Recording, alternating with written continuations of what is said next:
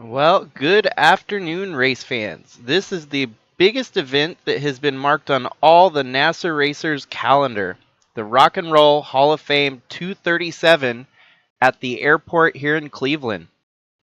Notably the largest field to contest a Sylvania Cup race, and we are live here from the airport.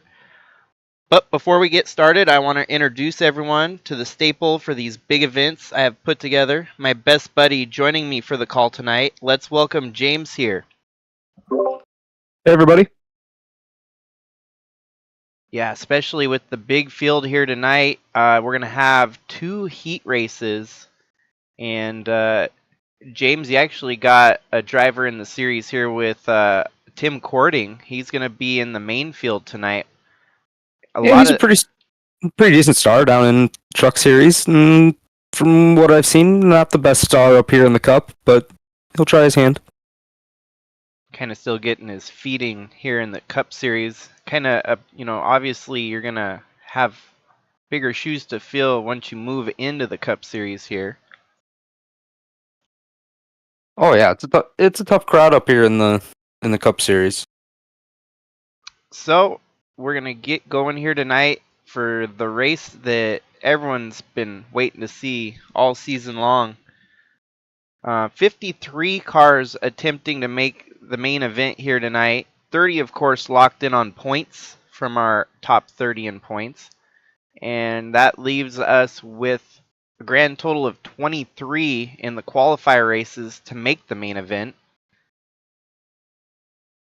On the first heat that we've got here today, the front row currently James Fireball Robert and Andrew Moger, both of which have been staples in the Truck Series, even seen some time in the Busch Series as well.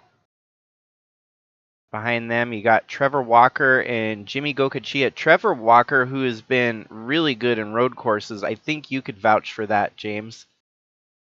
Oh yeah, Trevor Walker, he's been pretty solid at the road courses. He got... Oh, I have the info here. No wins in the last 11. No, but yeah, in the Truck Series, he's been killer. Oh yeah, in the Truck Series, he's been killer. And usually comes to the road courses with a truck to win. So it might be interesting to see how he fares in a cup car here today. Then we got Go ahead. We got Michael LeBeau and Adam Starr starting behind them. Al Bunch and Bradley Ream. Some new faces here that usually aren't in the Cup Series. And then teammates with Paul Ladino and David Bird towards the back here. Fastnot right there alongside of him as well. So go ahead and give them a rundown on how we're going to do it here today, James. We'll have two LCQ events with, I believe, 12 and 11 cars respectively in each. Yep. Correct? Yep. With the top 6 making it through to the main event for me. And these will just be 2 5-lap little dashes. It's going to give us a lot of airtime with these special paint schemes that they're only going to run for one race here.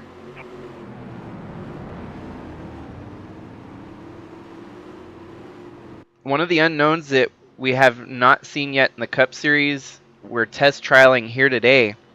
No cautions. We're going to keep the cautions disabled, and me and James will be flaggers. If we see something that necessitates a need for a caution, we'll throw it.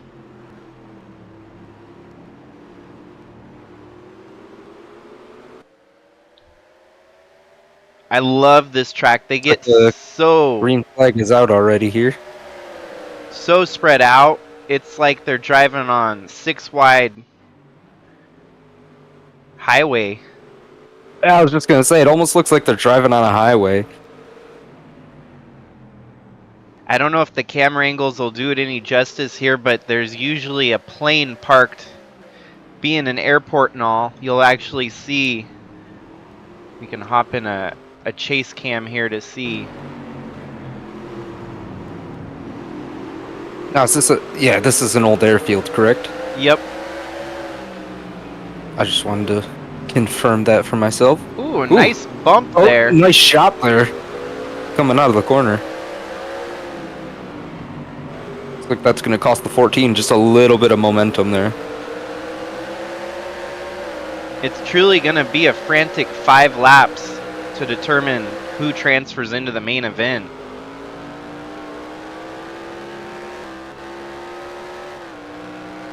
You can see there's a blimp parked in the infield, so that's kind of neat. Yeah, there's a lot of nice little details here for the airport. Does that say Papa John's? Is that what that says? Park and Park and fly. fly. I don't know why I thought that said Papa John's, but... Seems like all the airplanes are commissioned out right now, so there's the blimps, though. That's, At least we got the blimps, you know, the staple. yeah. And then Yeah, you got the... You can see the Goodyear blimp off in the distance there. I think there's only like triple digits in the number of actual air blimps in use today. Maybe even double digits.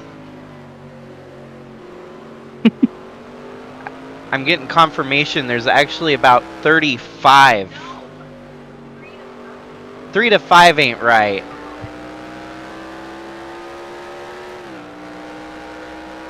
You have some special guests in your booth over there? Kara's giving me some pointers. I know there's not very many blimps in existence, that's for sure. So yeah, we've already got 2 laps in the books here. 25. So we made right down the middle. It wasn't 3 to 5 or 35, but rather 25. And I can almost guarantee you most of those are Goodyear blimps. Oh, probably. Most likely. Looks like the 74, is that our leader up there, I believe? You got Fireball Robert leading the way over Moger. Third. Looks like Moger's slowly starting to reeling him in, though. Jimmy Gokachia. Oh, wow. Trevor Walker got roughed up. Do a quick skim through the race laps here to see.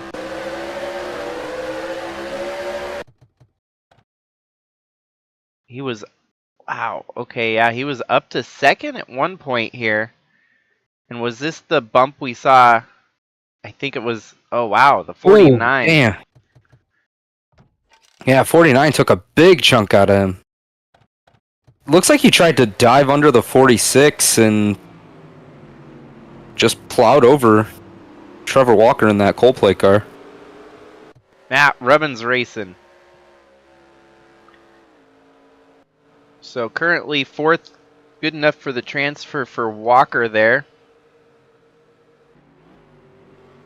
And LeBeau in 5th. About 1:07 for the fastest lap by Andrew Moger right now.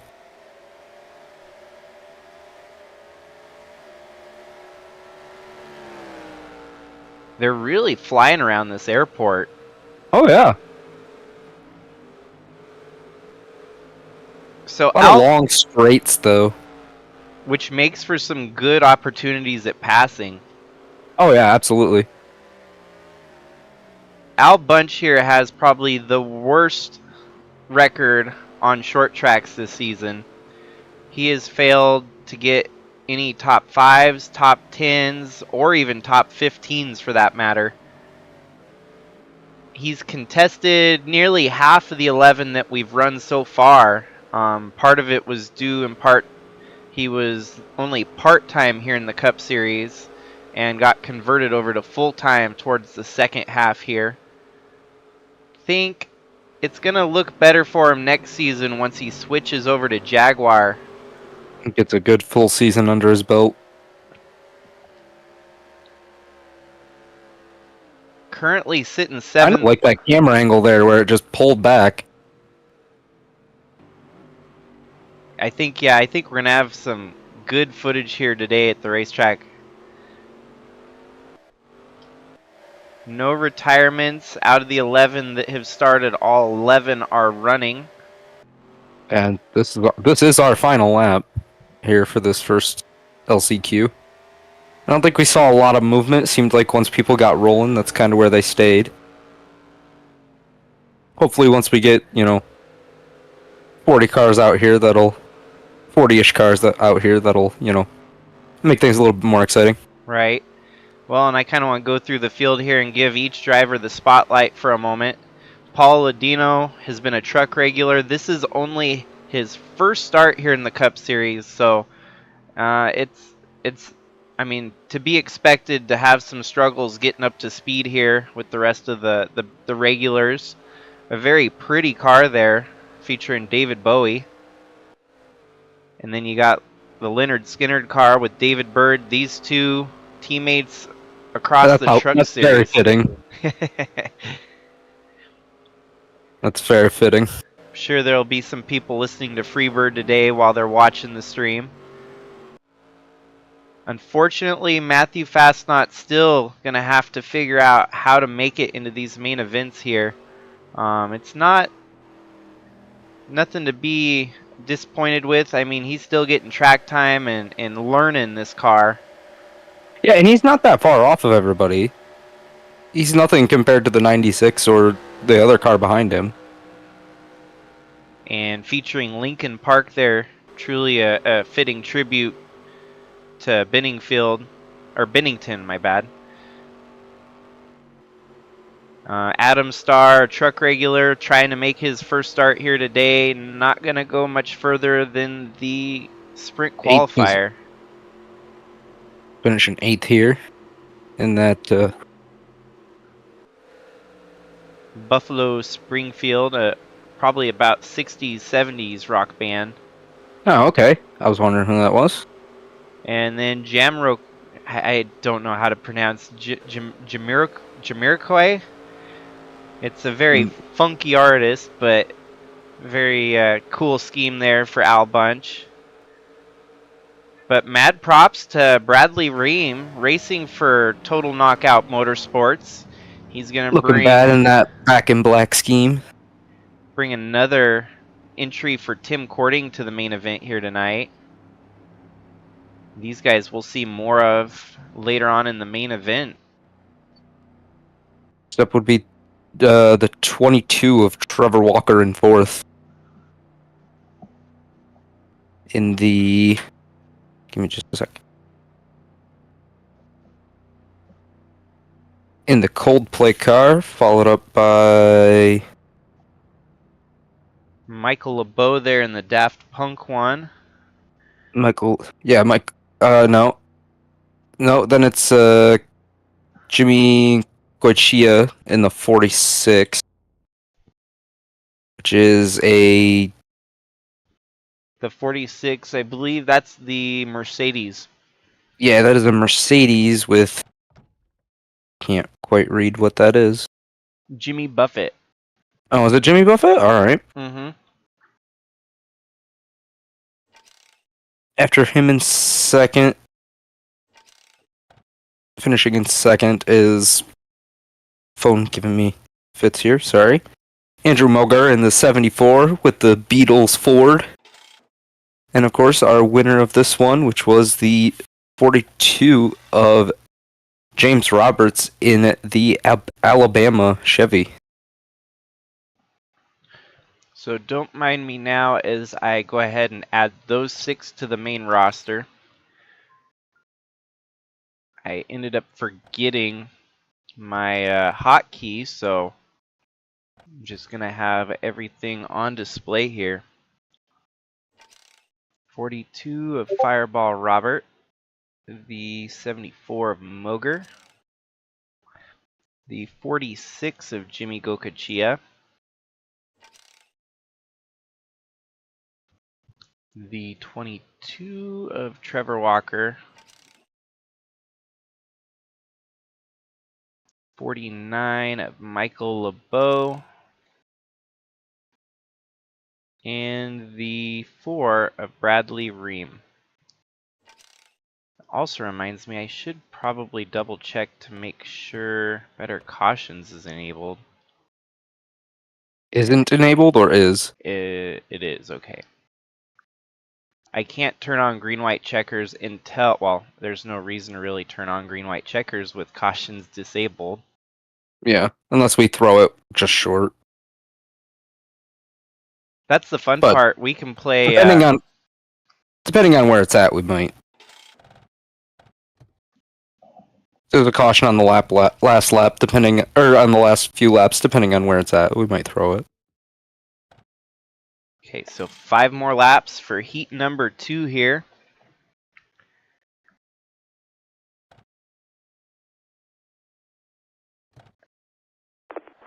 And this is all to get into the 100 lap main event here at the end of it all. Touch all your seatbelts, touch all your connections, touch your Hans. Just make sure you get everything like you want it. Okay, well, we got 2 black cars on the front row here, very similar paint schemes. Actually, that paint, both the paint credits go to Gannon Bird, who's in the 95 right there on the front row. He painted the 47 and painted his own, the 95 there. So we've got the Avenged Sevenfold 95 Chevy and the ZZ Top. Or no, what is that other one? Escape the Fate. Escape the Fate? Yep, I think it's kind of a, like, I don't want to misquote it, but like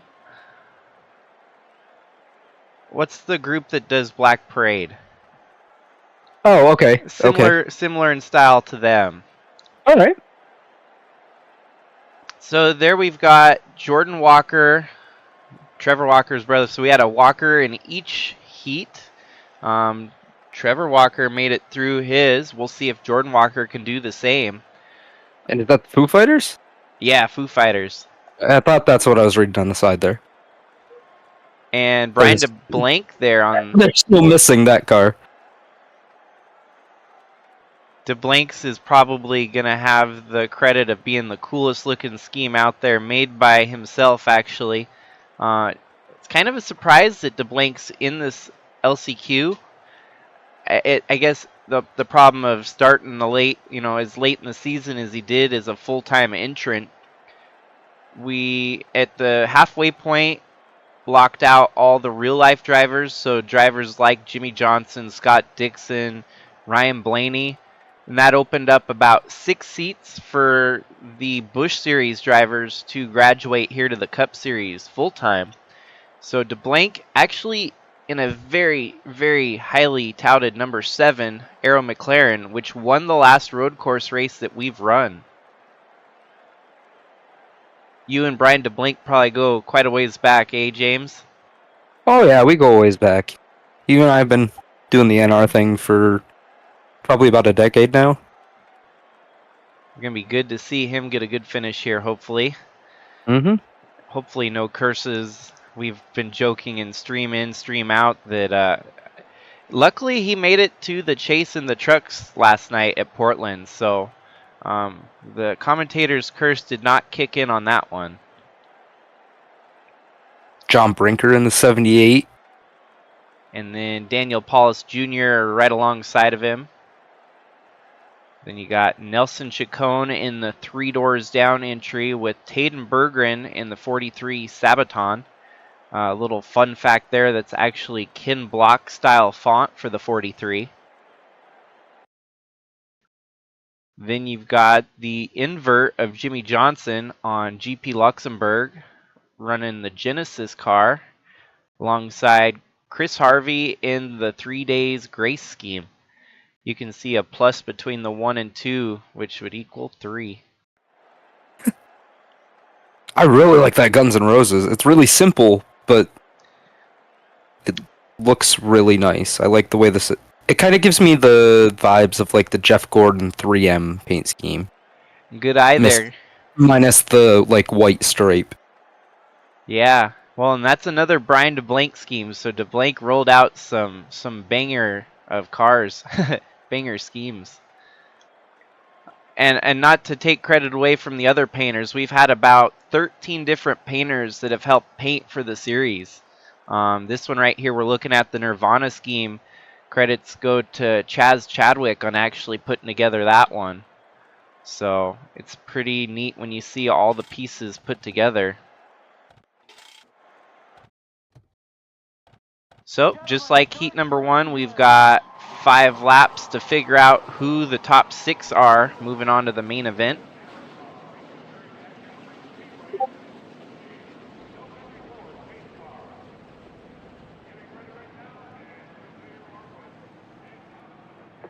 Chad, you got your radio Should be a on over good, another good 5 laps here. there? Hear me? Oh, yeah, I hear you loud and clear. And you got me? Oh, yeah, I got you loud and clear there. Getting a little close to that outside wall there. Right? They kind of go on the Or grass. inside wall, I guess. And there we go. Green flag waving.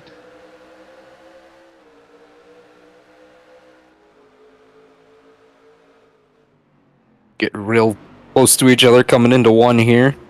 Turn 1 is going to be the most excitement, I think, each race we have here today.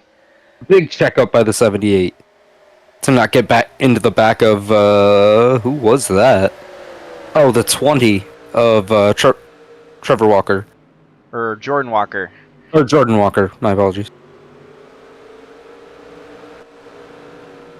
He checked up hard coming out of that first corner to not get in the back of him.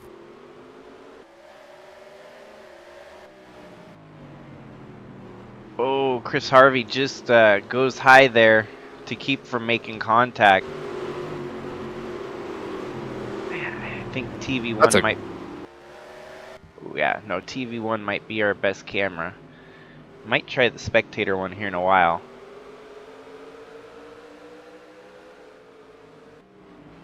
Got a good run for the top 5 going here.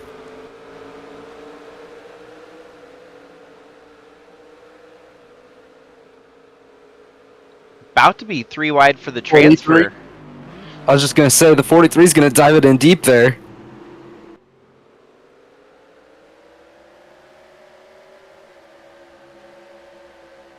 Honestly looks like Walker is struggling just a little. Almost like it's almost like he keeps almost missing the corner. He's definitely driving a very unorthodox line around this track.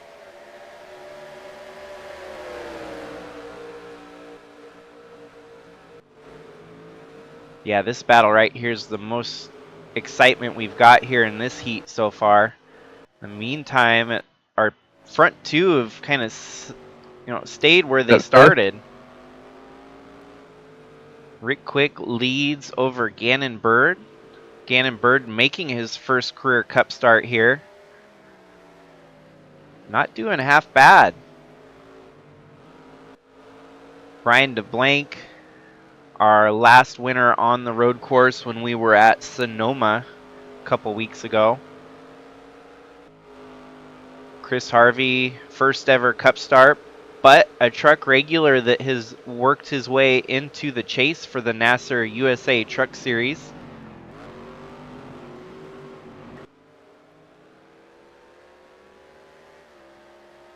That's another paint scheme that's credited to Chaz Chadwick, putting together that 3 days grace car that we see.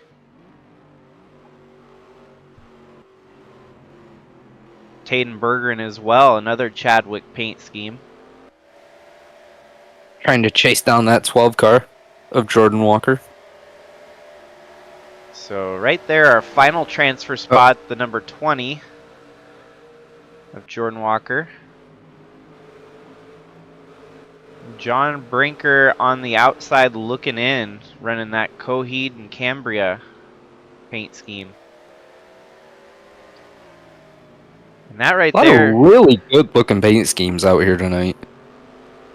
And if any of you are needing a spotter's guide, don't forget to look down in the description. I included the link to the Instagram page that has a spotter's guide, so you guys can pick out which drivers are which and who's in each one. And if you're interested in it, there's also a complimentary playlist that you can add to your Spotify and listen whenever. So far, Mitchell Gobea looks like he's probably going to be an odd man out here in that 63 Nirvana scheme. Yeah, not really made any headroom. Gained about 2 spots on after the start. Oofty, that car got some damage.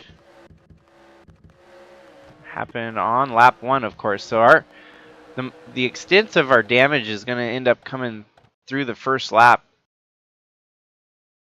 Justin Roman in the Guns N' Roses paint scheme. Oh wow, Oh! we had some chaos that we missed early on here. The 3 goes 99. wide. Oh!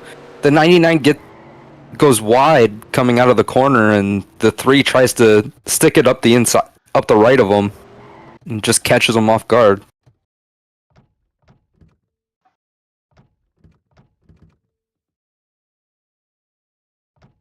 Maybe we'll do the rear chase, far chase.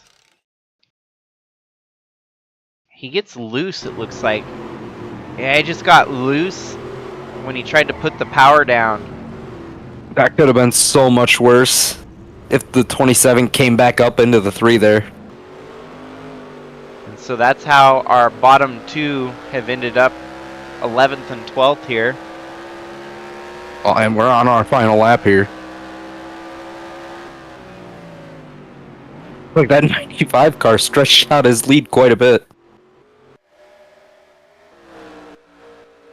Heck yeah, the 47. Or 47, pardon me. 95. And Brian DeBlanc, who I would say is a ringer when it comes to road courses. We've seen him solid in the Truck Series, solid in Busch, and the common denominator is being strong when it comes to road course racing.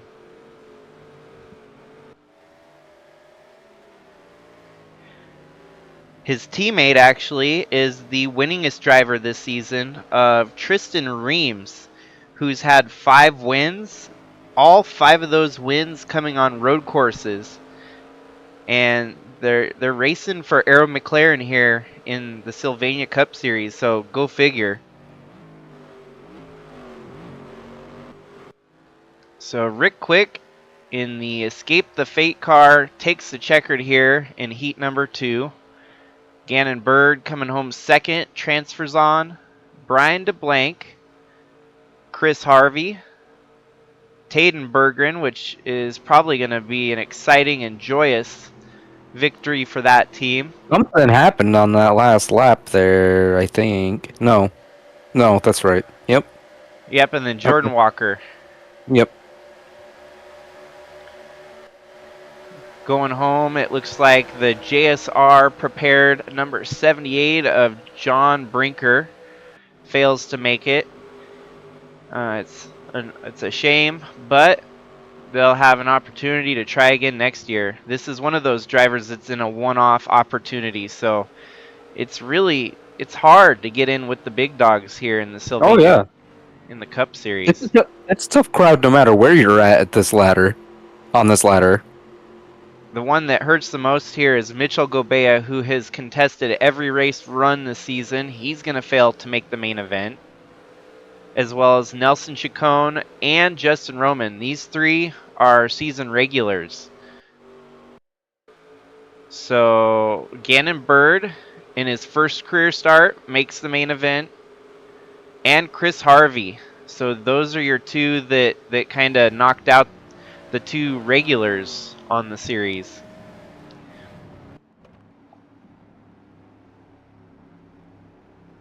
Okay, take your hotkey there, friend. And for those of you that want some more racing, we're getting ready for the main event now, as we now know the transfers from our 2 heats. Just give us a brief minute to get everything sorted here, and we'll be ready to roll.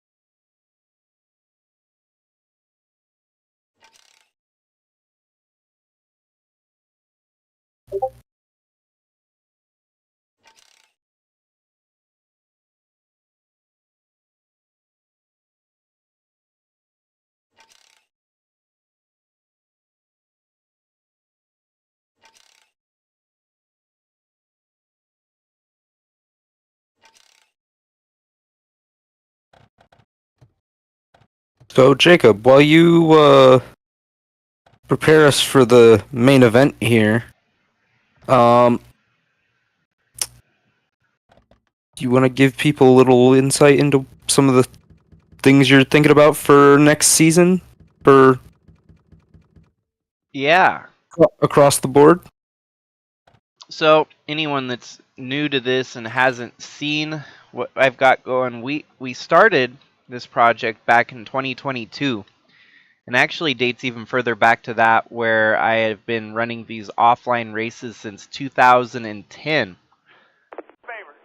I ended up starting a Bush series where I went to Reddit and did signups to get more people signed up for a series that I didn't really know what direction I was going to head at that point.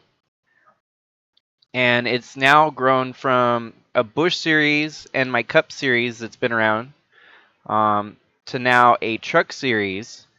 We've got some other series in the works, such as a late model, even an IROC.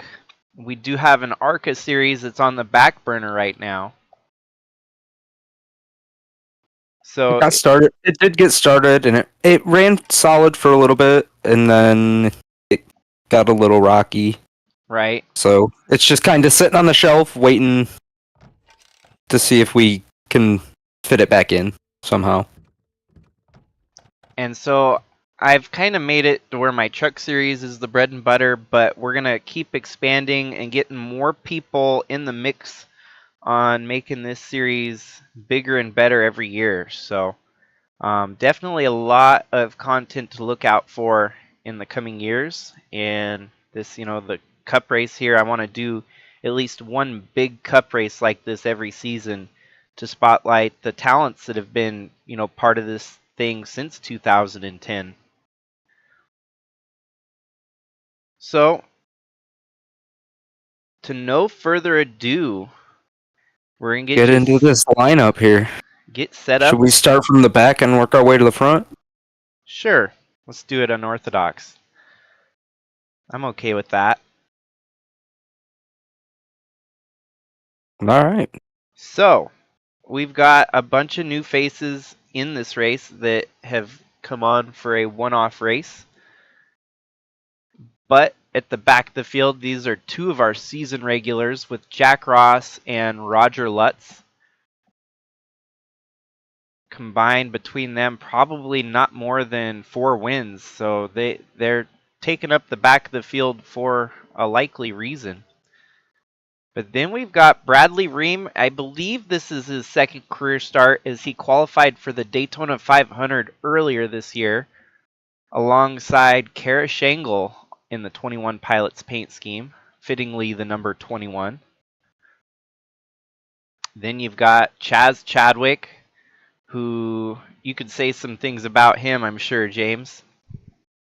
Yeah, he's been a strong competitor all across the board, really. I mean, he's kind of like Tim. He's been up here in the Cup Series for a little bit, kind of trying his hand up here, but mostly spends a lot of his time trying to dominate the Truck Series. Luckily, he snuck himself into the chase And a couple nights ago in that finale at Pocono. That was one for the record books for sure, getting our the top 3 drivers and trucks all locked into the chase now. Seems like just about every season, Chaz either has a really good season and he's locked in already, or it comes right down to that last race for him. Totally. But he's never a slouch when it comes to those chase races. So he's going to be an interesting one here to watch tonight, starting with Skylar Dixon alongside of him. Then you've got Monty Shangle and Chris Hergeson.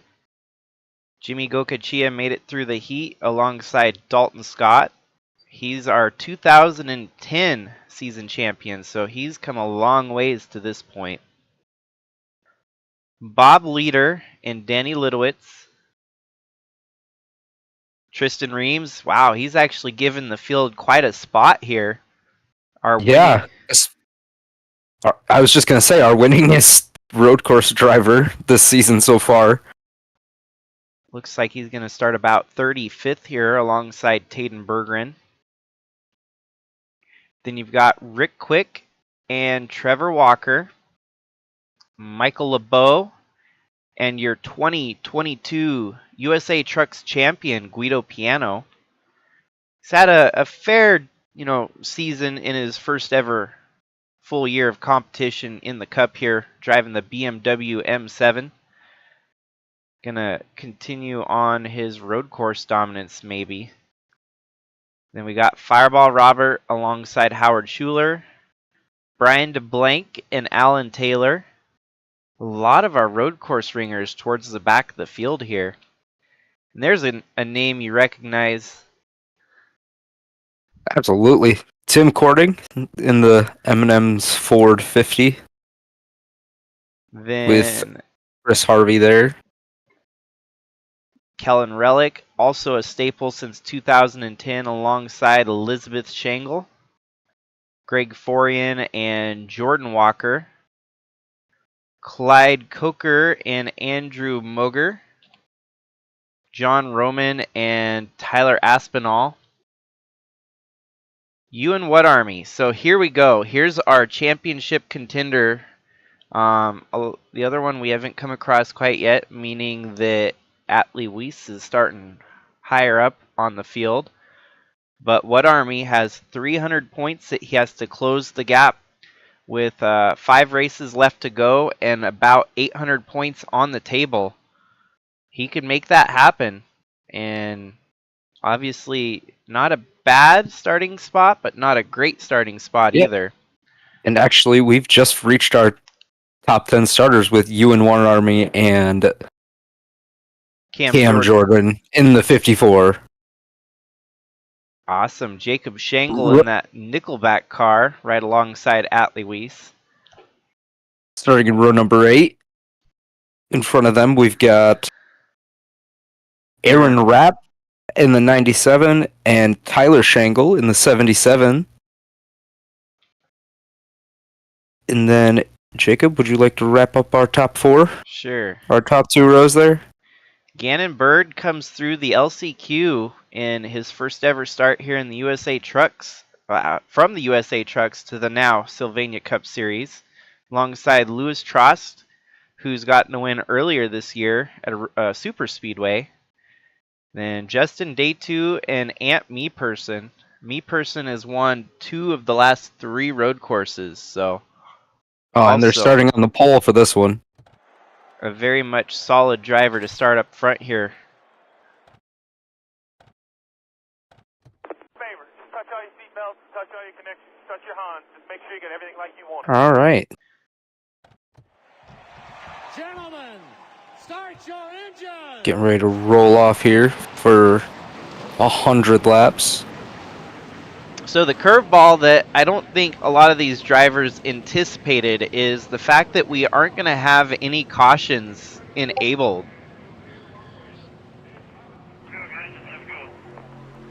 Imagine how that would, work out, James, if Atley Wiese gets spun out here and sent all the way to the back. Your championship. That'd make for a long race for him, trying to claw his way back up to the front. First time today that we're going to have 42 cars charging into turn 1 here. Atley's not wasting any time going 4 wide. 4 wide. Yeah, that 97's going to lose a lot of spots there. I do not envy anybody that took that way outside line next to the wall coming into that first corner. It's actually kind of cool. The Green Day car almost looks like a Monster Energy paint scheme out there. It really does. Whatarmy at this point is just going to kind of settle down and reserve his spot where he's at and pick him off one at a time.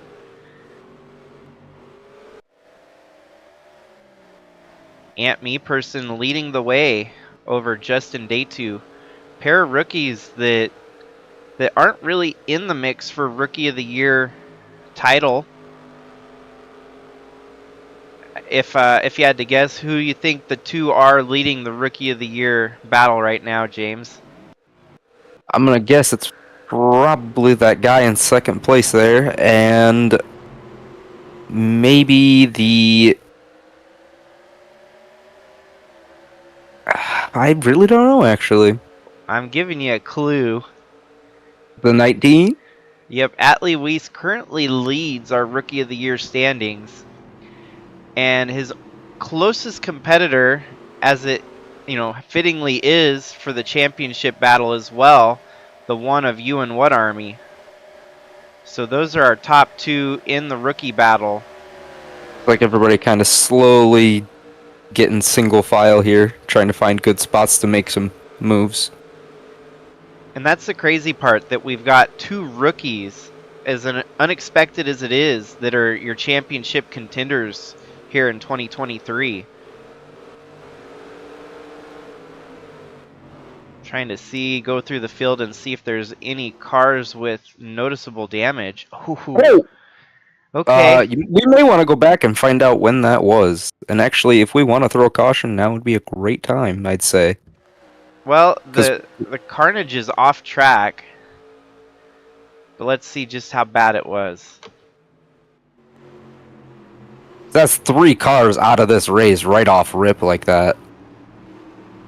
So the bad luck bug continues to bite Tim Cording here in the Cup Series. Running mid-pack here before whatever chaos ensues.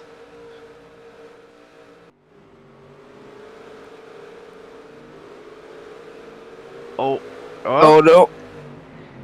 Psych. Thought it was 80 going to happen. pushes him. You got the 87 of Kellen Relic. Man, he makes a really clean first lap. It's amazing that something happens.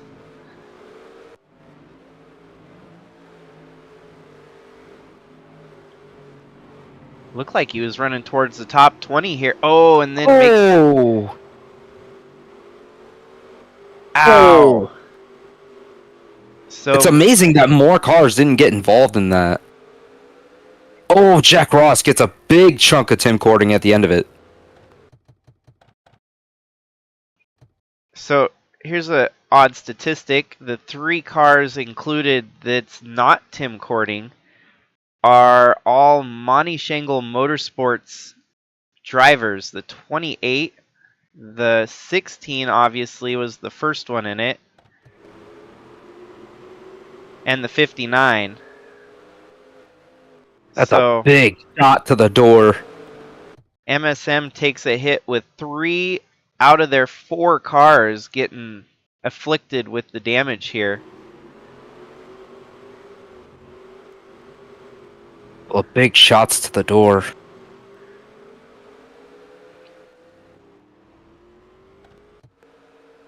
'59's gonna keep going as long as take out at least 3 cars from this race. Is that car on pit lane or? Yep, on pit lane. Yep. Okay. And we'll keep an eye on that car and make sure it's not holding up traffic. Yeah. We'll allow them to go on, but for those of you that don't show up, or maybe new viewers here, typically we will let cars that are damaged roll as long as they are not impeding the actual race.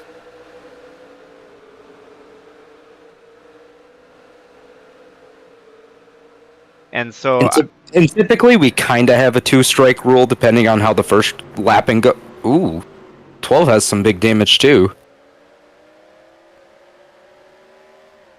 Where did did Chris Harvey get a piece of that? That was after on lap 2 here, so something happens on lap 2 with Chris Harvey.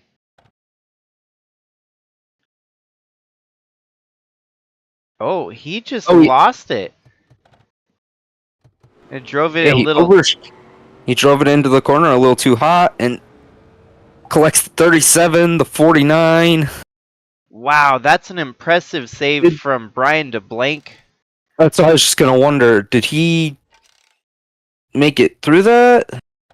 I like that new. He Oh, he might have got does. a tidbit of damage there on the side. That might have been a code brown for some people.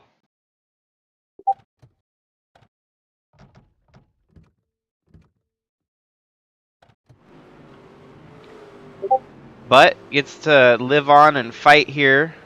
Yeah, live on and fight another day. Unlike the 37 car there. Guido Oh boy, what's gonna Piano. happen to the 8? No, he's fine. He's all right. And it looks like maybe the 16 was getting lapped there too.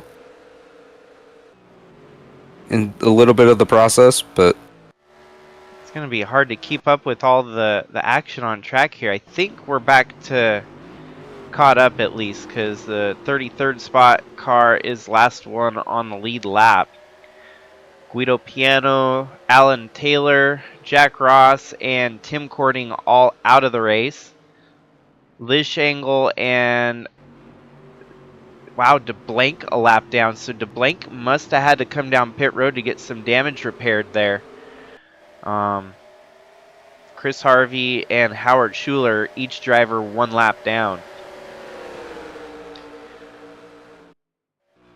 gonna be a long race for those guys that are already a lap down. I think what we're going to really see kick into gear here is strategy on pit stops now with no cautions enabled. Like I think the only way we're going to throw a caution is if there is such a big, I guess, crash that it blocks the racing path. We'll do local cautions, but the game really doesn't, do local cautions. We can treat it like a local caution of sorts. Yeah. We know what a local caution would look like, but sadly, a game from 20 years ago does not.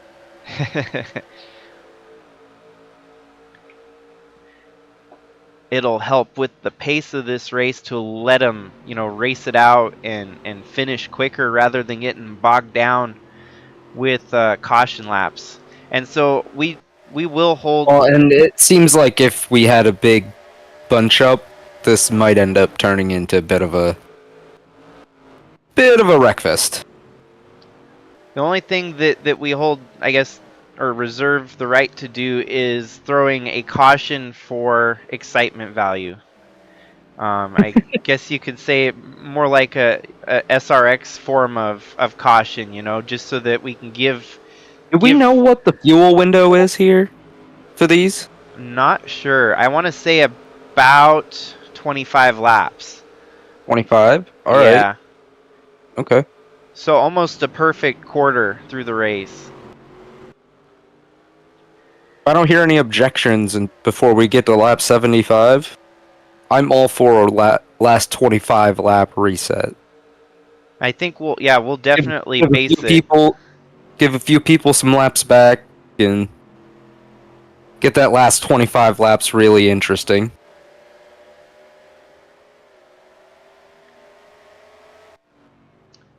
And we'll see how the pit window shakes out.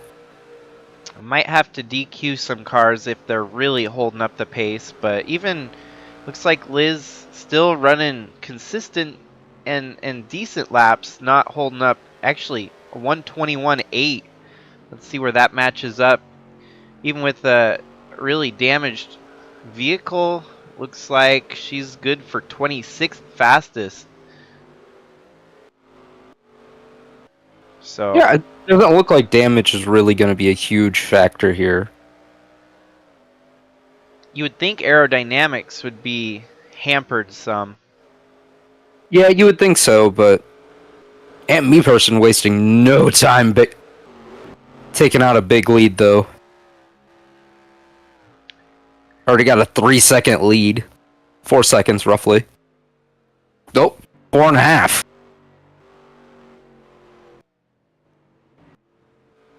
And then our championship battle, still Atley Wiese in front of Ewan Whatarmy as they run.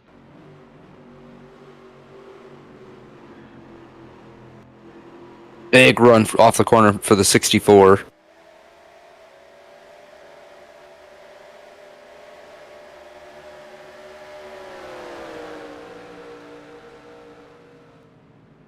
What is that in front of the tire? Because it just looks like another tire. Exactly. Yep. If you look at the van on their most recent Big album, run. their most recent album has a van with 6 wheels. I see. I think that extra set of wheels is helping the 64 there. Because he's really chomping down on the 19. So you compare lap times, the 64 actually second fastest here today, a 120.8. Atley has only been able to muster a 121.7. So that 64 engine really hauling the mail. Oh, and he had a big run on him towards the back half of the track.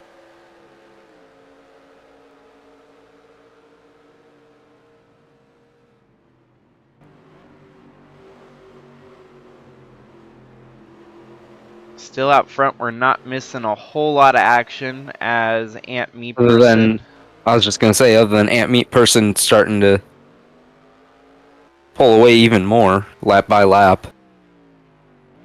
Do you think we should give a huge shout out here to Gannon Bird? I don't think he's had this kind of success in any of the series we've hosted, so this this race today could go a long way. Yeah, really impressive performance by Gannon Bird today. Especially, at least early on anyways. We'll see how the rest of the race plays out, but so far so good. It's nice to see. Yeah, so his season so far in the trucks, 11 starts, 0 wins, 0 top 5s, 0 top 10s, and 5 DNFs. So it's been a rough season for Bird. This could be the turnaround that he needs at the end here to get through the last like 10 weeks of the truck schedule. Good performance here could really boost the morale. For sure, and even winnings from this race, a third place will pay so much better than a win in the truck series. So Gannon Bird could use this to really amp up the team. I know that they're switching over to Dodge during the chase this season. TSI, the team, Trackstar Incorporated, and yeah, no, this is impressive. In front of him, Justin Day2 looked like a solid candidate for Rookie of the Year this year. Getting a top 5 finish in the first race he contested here in the Sylvania Cup. Running the Santana colors there. Carlos Santana on the door. He's been making boss man Kellen Relic happy, getting good finishes, and got a few wins in his rookie campaign as well.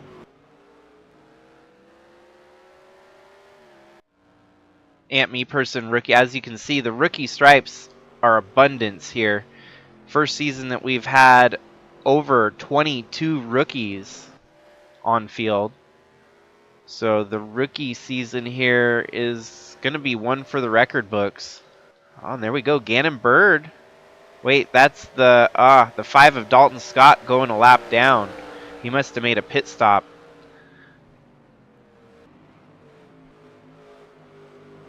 And so now Gannon Bird's going to have to find a way around the 5 car here. I don't think he's going to... it's going to take much time for him. First I thought Dalton was doing the gentleman thing to let him by. And quite the contrary, as he's holding aggressive line there in front of Gannon. I wonder if the fresher tires even, make that big of a difference. Well, it's not like Dalton Scott's damaged at all. So perhaps we're seeing some of our first strategy calls here. Dalton pitting a little bit earlier than the rest of the field.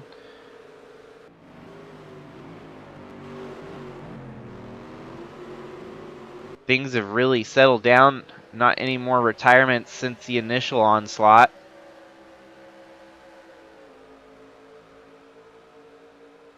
For those of you just tuning in, our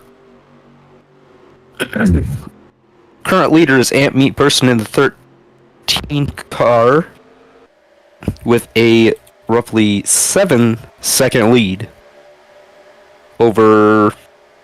I can't see that data for some reason. Justin, day 2. Just in day 2. Thank you. Lewis Tross there. I think Lewis Trost was expecting to go wide and come out tight, but it looked like the 16 kind of took that line away from him. Coming into the corner there. Tyler Shangle up to 5th here, trying to fight for that 4th position.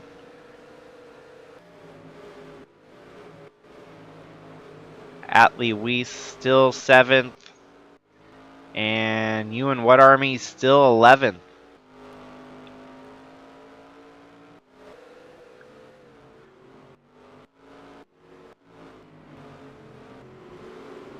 Oh, there's some commotion here. The 22 of Trevor Walker. Oh! I'd say that constitutes our yellow, my friend. My man has flipped over.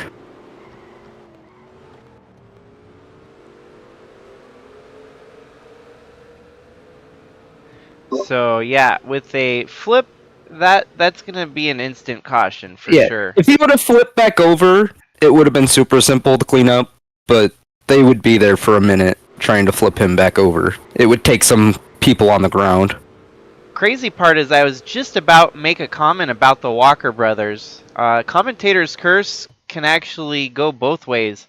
I don't actually have to say anything for that curse to happen. You just gotta think it. I was. Looks like he got a big shot from the 8 there coming into the corner. Oh yeah. No. Reams. Ooh, the 8. Reams just kind of sent him up into the 46 there. That camera sucks. I believe 1 was our best shot there. I was gonna in do that corner. rear chase to see How much the 7 got, or the 8 got of that.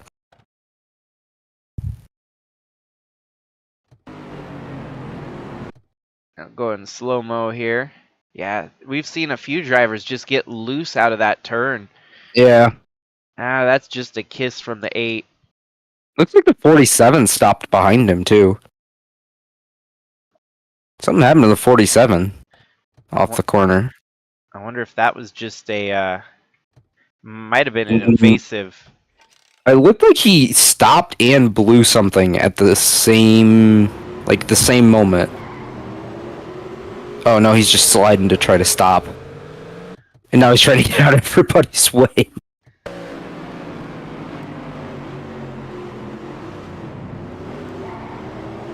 That almost looks like a drift through the turn. It looked like he was gonna try. He came out of the corner, saw what was going on, tried to check up, or did check up, I guess.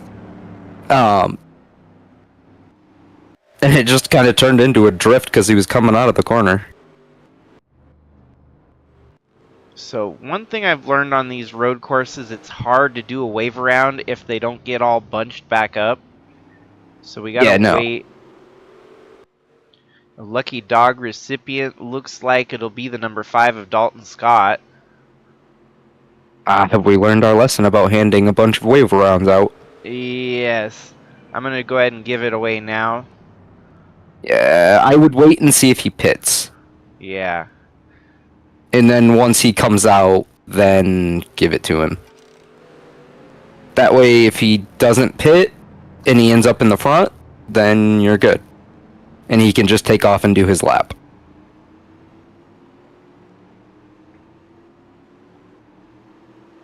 And it looks like they're committing because they're far left of the pace car here. He's only... Plus if you would have given him his wave around right there, he would have just completely skipped his pit stop. Whoa, what's going on? Did everybody miss the pit? Is that what just happened?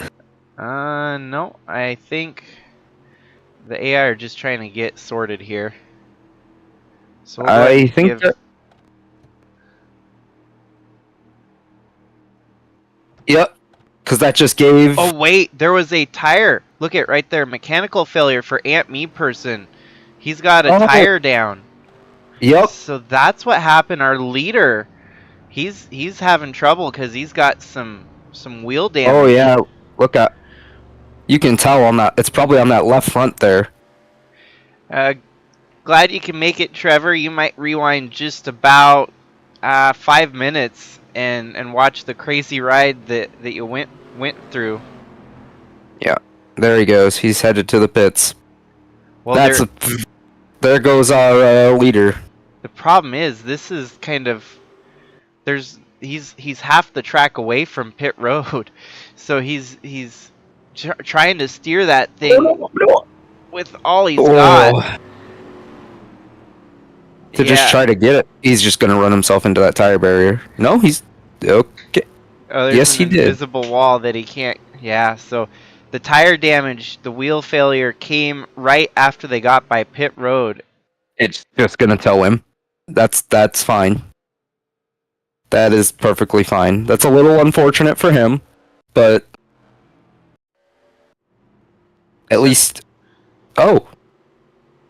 They're gonna get back. Apparently, people have a bigger. Well, they're supposed to be double filing up here for the restart. I don't think they're gonna. The 95 having some troubles. Hopefully, he didn't just have a tire failure. No, I don't know what he's doing. Oh, he might speed up and close the gap here once they get onto the straightaway. Yep. No?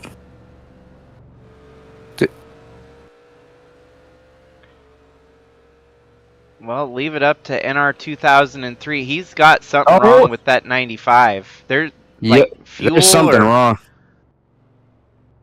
The problem is I don't know the procedure to right these wrongs. At least our two title contenders are right there with each other. Oh god, green flag's out. Oh! There.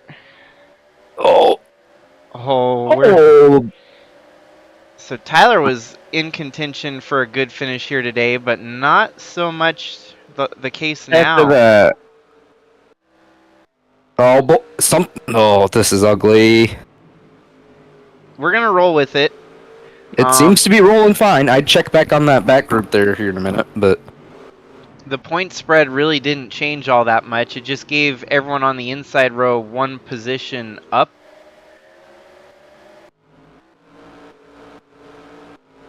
And everyone everybody made it through.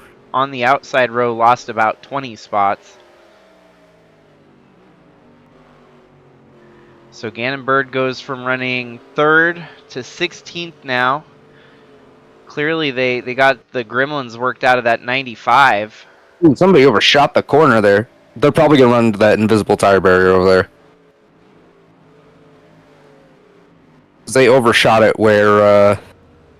Oh, there's the 69 of Greg. His day has gone from not terrible to absolutely horrendous. Looks like another tire failure. Oh, wow. No, I thought so. I saw Walker on the edge there, and I thought nothing good was going to come from it. He's livid after getting flipped over. Comes through and just clears out the 69. Trevor Walker returns after being flipped. Now 1 lap down in 38th. And obviously a man on a mission. You gotta feel bad for the 49 though. That was... Or the 59, pardon me. That was definitely uncalled for. Yeah, He didn't even try. He didn't even try to make that corner without running them over. So now we've got Lewis Trost running second after all the chaos has kind of settled out. Our leader having a tire failure and having to get a tow truck back. I think that's what confused the AI, was the fact that we had the leader that had to get a tow back to pit road. They were trying to hold up as if the 13 was there, but they obviously were not.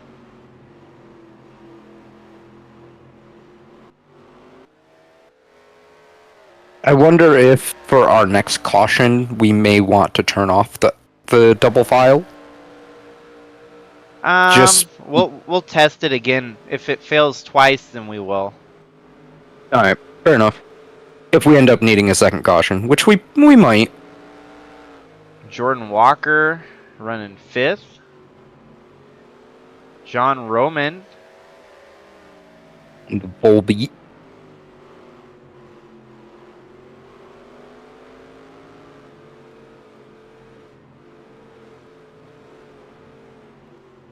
And so let's find our points contenders again. Where did Atley go? Where did Atley go? We're back to 20th. Oh, wow. Atley drops all the way back to 25th. And me person back on track. Whatarmy in 27th, so they must have made pit stops. No, I think they were in that line that got... Oh, no, they made pit stops. Made pit stops, so they're making the most out of the misfortune here, getting sent backwards. Yeah. Doing the best with what they got. The goofy craziness that was that restart, they're coming down pit road for fresh tires and gas. So maybe they might be able to make something out of this and overcut the leaders. Or undercut, pardon me.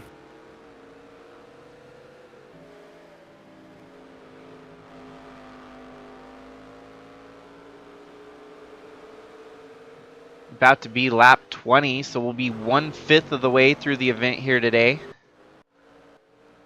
It's actually been kind of blazing by. This in itself has been a great unknown because I've never hosted a race at the Cleveland airport here.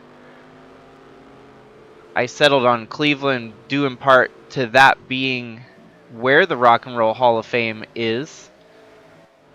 And of course, there's a lot of schemes out there that are not, it's not strictly rock and roll.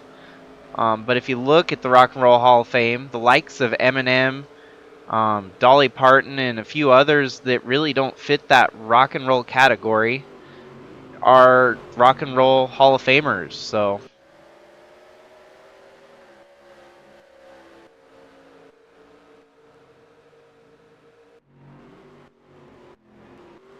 I think it also goes to show you just how ingrained that rock and roll is into multiple genres, if you think about it.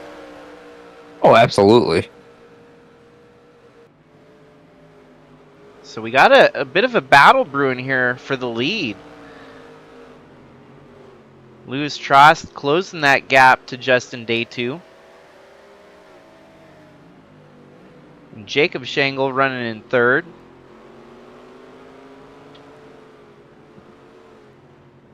Looks like they're slowly closing the gap to the 77 there.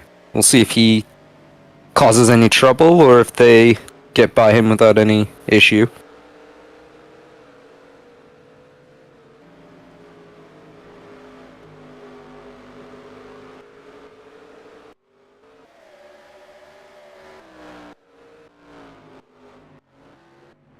Yeah, I do imagine it's going to be hard to see too many more cautions as we've lost a good chunk of drivers already. Still about 35 cars left running, 36. Our leader went from leading to now 36th, one lap down. Only one lap down still, huh? At the very, very bottom of the lap downers, but yeah, one lap. Yay. Only one lap. That's not bad, though. You can come back from that. Especially if we get another caution and they're the first car on the lead lap. I'm impressed with Liz Shangle running only 1 lap down with as much damage as that car right there has. Look on the left side and even the back bumper. Well, it looks like they've been doing some work on it actually. Let's say the back trunk. So not slowing up the pace of that. Yeah, there's a little bit of crinkle there in the deck lid. Still having a solid day though.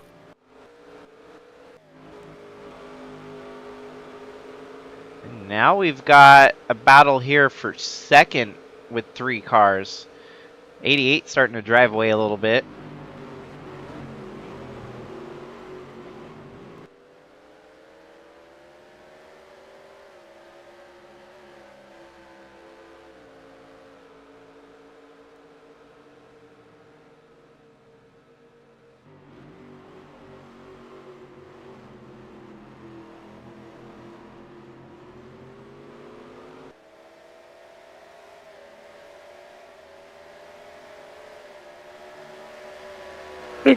What do you say we I'd say you and I are due for a hydrate break. What do we say we go on board with our leader for a few laps? Yeah, let's get a good old-fashioned crank 'em up here on a road course.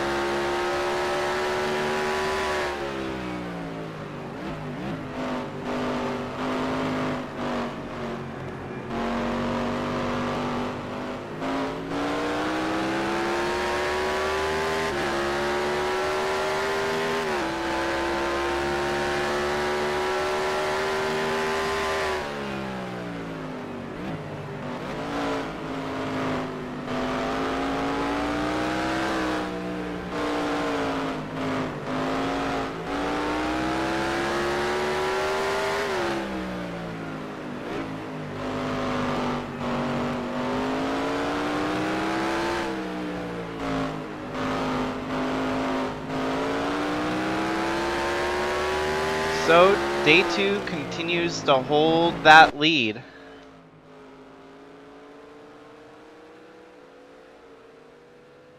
But not by much. As you can see, Louis Tross there in second, still staying relatively close.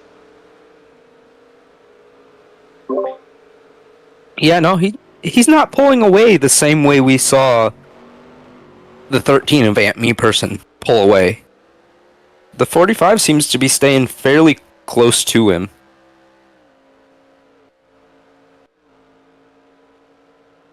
Did have a change for position in third there. Cam Jordan gets by. Oh, Jordan Walker getting by. John Roman. So the 64 perhaps made a pit stop. Very unorthodox strategies going on here. Oh, wait. Oh no! There's something worse going on with the 64. 30 engine failure from third place, it looks like.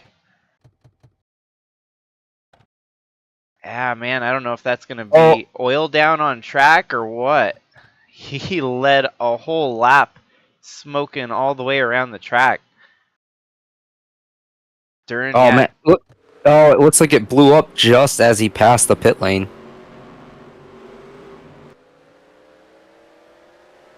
We're going to go ahead and Yep. throw a caution for oil down. That 64 oiled down the entire track here.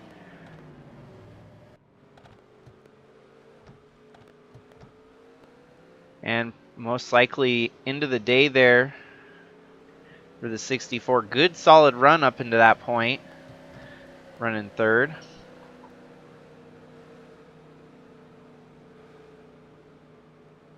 And this should give those that got shuffled out during the restart a chance to get back up to the front.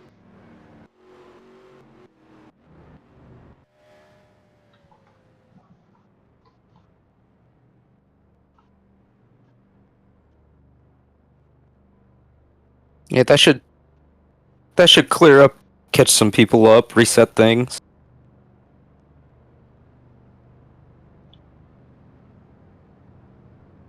Looked like they managed, during our review of what happened to Jacob Shangle, they managed to get by the 77.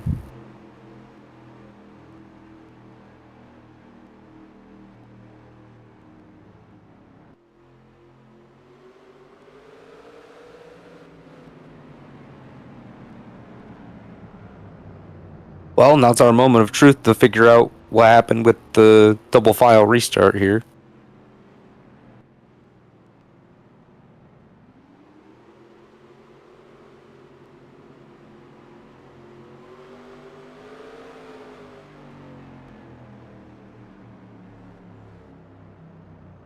Could be the fact that they keep passing the pace car. That could be part of the problem, because they keep checking up really... Jeez. 45 giving Day2 a heck of a shot under pace laps. At least they're keeping it clean, not tearing up their cars. No, he just gave him a good shot, that was all. He checked up the field hard, and 45 showed his displeasure of it.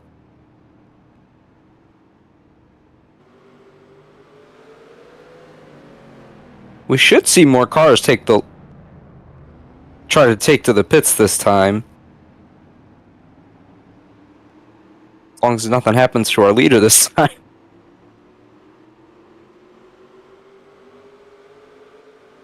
This is about where Aunt Me person ducked to the right and it goofed everything there.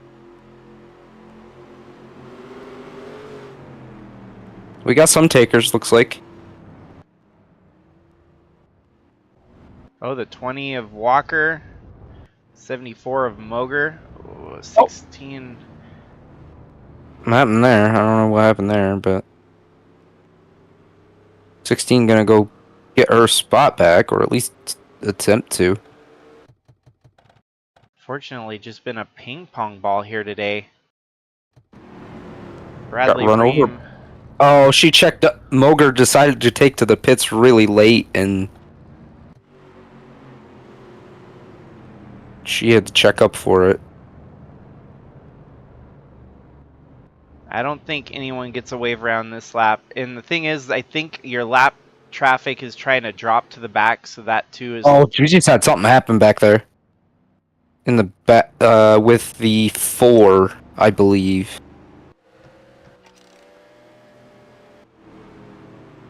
Because his nose is jacked up now. Yeah, he ended up running into the 16 earlier and just bobbling around out there. Oh, okay. That's what happened. He's just kind of bobbling around. Okay. It's just that damage finally showing. Okay, lights are off. We're going to get double filed. We'll see if the double file works like it should. It should this time, but sometimes road courses are a little finicky. It might even just ignore you. But we'll see. That looks a little bit better. This looks promising. Yeah, that looks more promising. We'll see what happens with that inside row, though. Yeah, that's better. Oh. Okay. It's crazy I saw how... I saw day 2 dip back a little, and I was like, oh no, here we go. Crazy how wide they get here. Well, there's a lot of room to move around here. Going into turn 1, it's going to be chaos yet again. So let's keep an eye on our 2 points leaders. Very slowly catching up here. The one of Whatarmy, the 19, they're nose to tail. So our 2 title contenders really keeping it interesting.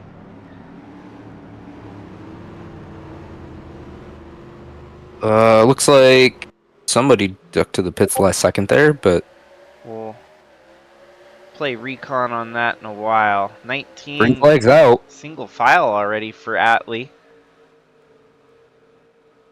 See, this is what is worrisome with these points contenders this far in the field. They're getting back there with the squirrels.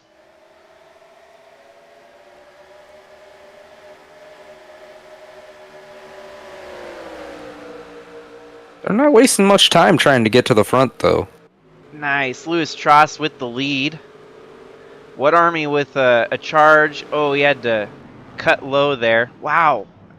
Big dive into that next corner. Looks like it's going to cost him a little bit of momentum coming out of it, though.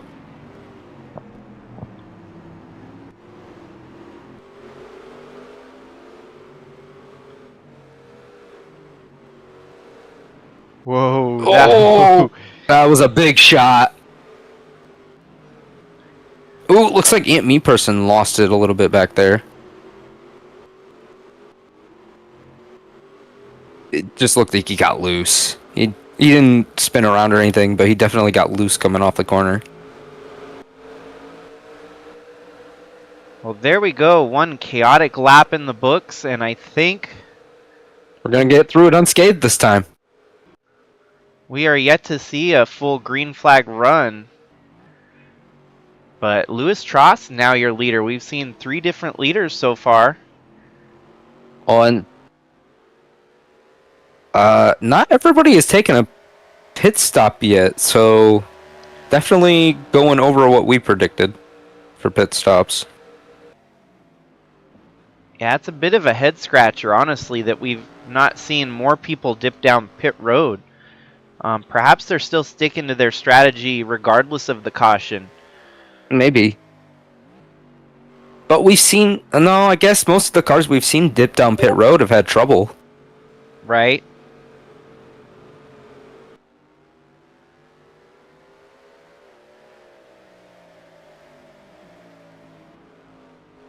Ross wasting no time extending that lead like Aunt Me Person was, though. We kind of saw this materializing as Louis Trost kept right within range of Justin Day 2. Just wasn't able to make the pass. So Looks like the 54 and the 49? 59. 53. 53. Okay. It looks like the 53 and 54 swap positions. Is what I was trying to say, folks. Well, and John Roman, one of the few last standing for MSM. So good run here from John Boy, running third. Tyler Aspinall having a good run, just sitting outside of the top 5 and 6 there.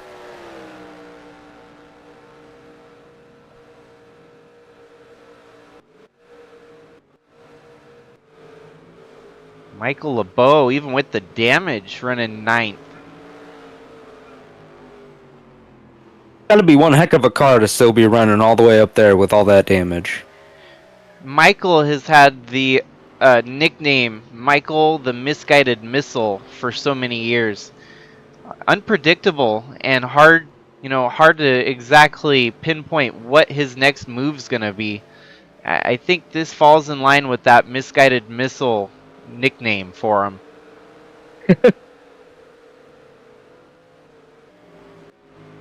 Chaz Chadwick giving that Paramore paint scheme a good run here in 12th.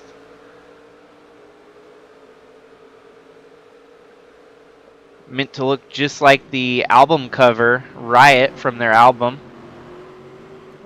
Really, really cool looking paint scheme. Looks just like a, like an album cover. Right. Yeah, no, really solid job with that paint scheme. I really like that. Wow. We were talking about Roger Lutz being at the back of the field, started dead last. He's worked his way up to 13th. Wow. Really let those cautions fall in his favor and made his way through the field fairly quietly. As far as I know, that's going to be our hard charger award to keep an eye on right there. Rick Quick in 14th. Tristan Reams still alive. Reamsy. It's a surprise he hasn't had right front troubles yet, because he clipped the 16 when they got spun around under caution there with the same side they clipped earlier. Right. Still looks like the car's holding up and putting in solid laps. Title contenders have recovered slightly from the initial caution faux pas.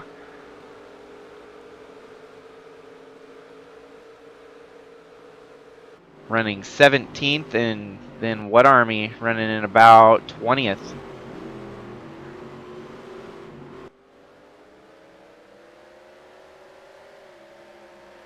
Feels like it's been a pretty solid race so far. We've seen a good bit of action, some good, decent green flag runs. I think it's safe to say that we found the track for this this event. Mm-hmm. Damn, look at how creased the roof is on Trevor Walker's. And that thing's still running like a top. He's still cleaning past people. Putting in 1 minute and 26-second laps, so they're not fast by any imagination. But keeping pace. That's what matters. Well, and he's trying to get more spots. If you have more drivers drop out, I mean, you could have another car roll and flip over.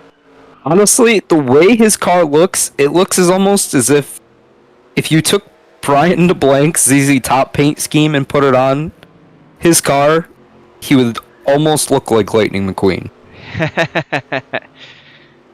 Right now. Yeah.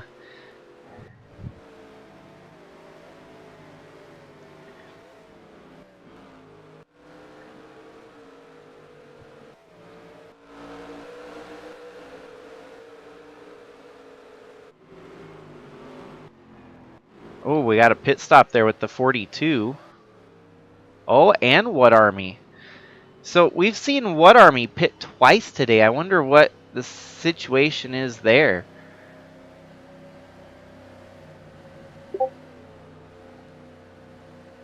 He's getting really off strategy with the rest of the field. But perhaps, maybe we don't know how far these guys can make it. Maybe he could make it 70, 68 laps without pitting anymore. There's a bunch of people down pit road this time. Wait, day 2 was up front. Wow, so who's currently running? So this is what we were talking about. It's crazy we haven't seen as many people make pit stops yet, right? Well, they finally having to make those pit stops at lap 33.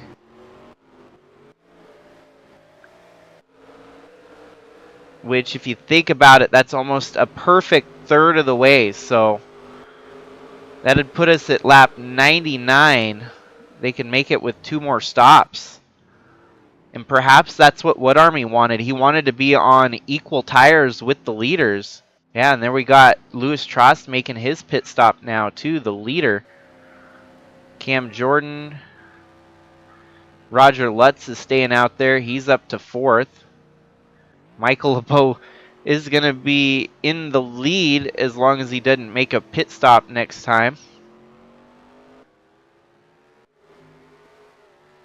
So things are going to be discombobulated for a while here. Kara Shangle currently in the 5th position. Yeah, we'll have to see. It looks like everybody's starting to finally take their pit stops, so we'll have to see how things shake out.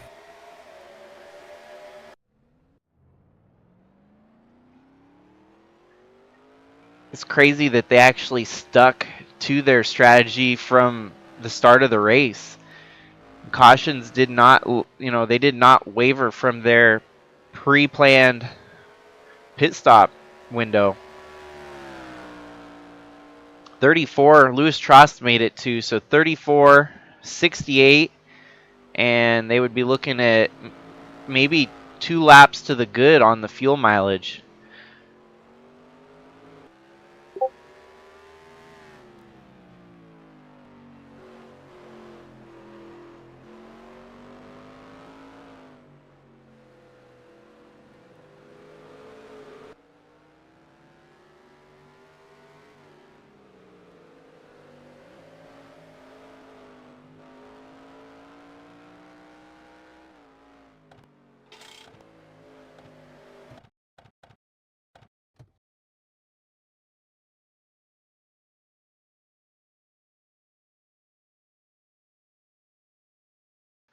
Oh, I was on mute. So we're going to go ahead and pause here for replay saving. Race 45. 48.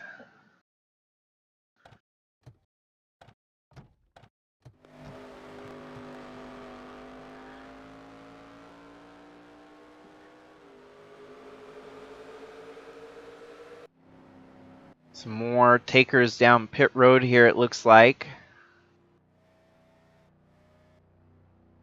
Well, that is peculiar. The 1 and the 19 both held up here on pit road. Our 2 title contenders. I can't seem to find anything stating that they've had any kind of mechanical failure. It might be everybody pitting. It might have held them up. I feel like they might have something mechanical that went wrong. And as crazy as it is, our 2 title contenders both there stalled. we go. Both We got one stalled. car up.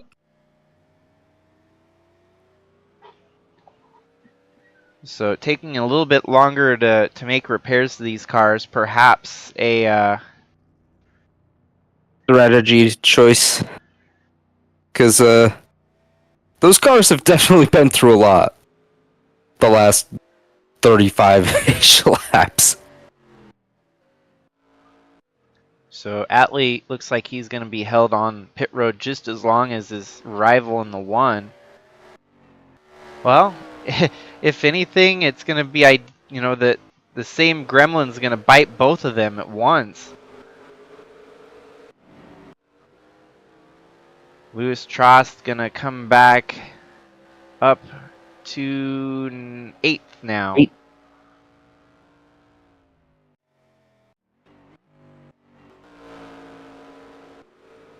Tyler Shangle, after that horrid restart, back up to 7th. Up to 7th. Not a bad run. So Aaron Rapp up to 6th. Jordan Walker, solid. Yeah. Andrew Moger. Kara Shangle running 3rd right now. Dalton Scott in 2nd. I thought he was a lap down at one point. Got the wave around and he's fighting back for the lead. Roger Lutz leading now. Do we have any other pits takers there? Looks like we got a few. Or were they going through? Oh, they were coming out of pits. They might have some damage that's very... Oh, there's the 19. So they're both going to be 2 laps, down. Well, at least our title contenders are going to continue to fight it out 2 laps down here. Yeah. Unfortunate to see them 2 laps down, but you never know what could happen on pit road. Maybe everybody else gets held up just as long for some reason. What it could do is turn this race into a no factor for the points battle. Yeah, that's also true.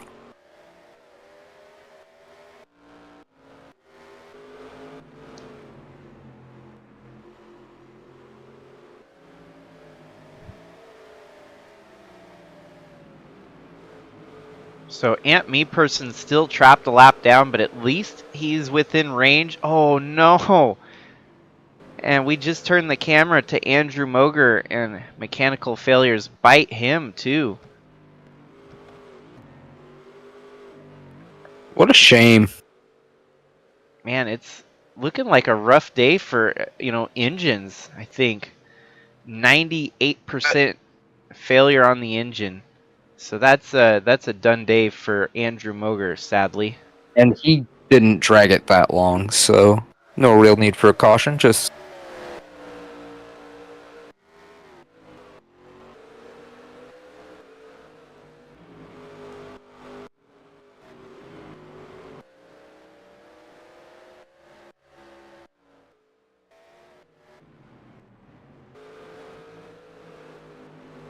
So that'll move everyone from third back up a spot. that's unfortunate for him, though. I mean, he was having a good, decent run.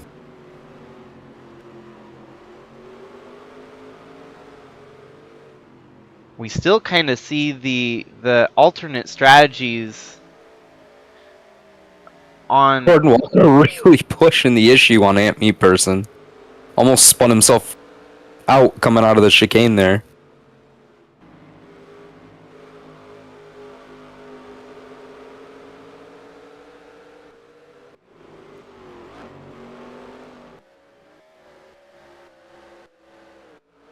Roger still at the lead, so from dead last to first with the strategy that he's playing right now.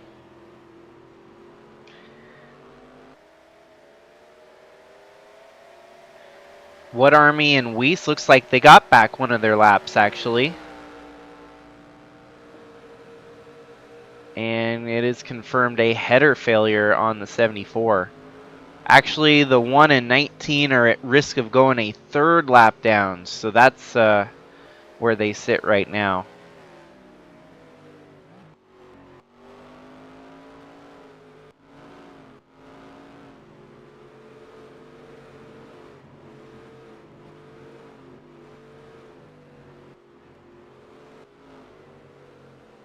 And Dalton Scott running second, Kara Shangle running third.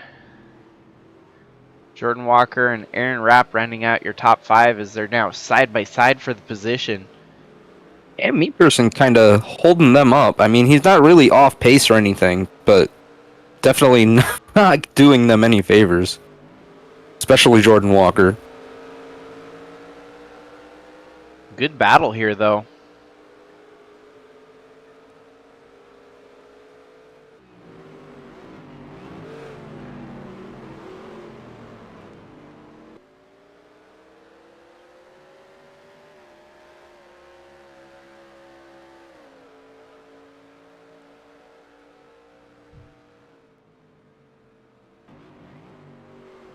Jacob, if you could take a little peek at your messages, I'd greatly appreciate it.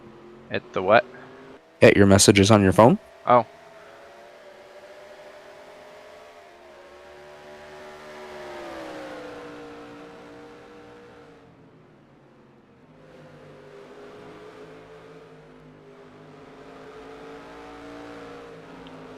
To our viewers watching right now, how you?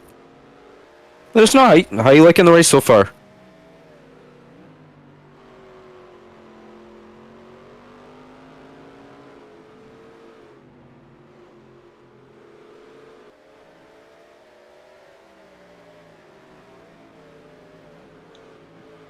I think it's a nice day for a white wedding.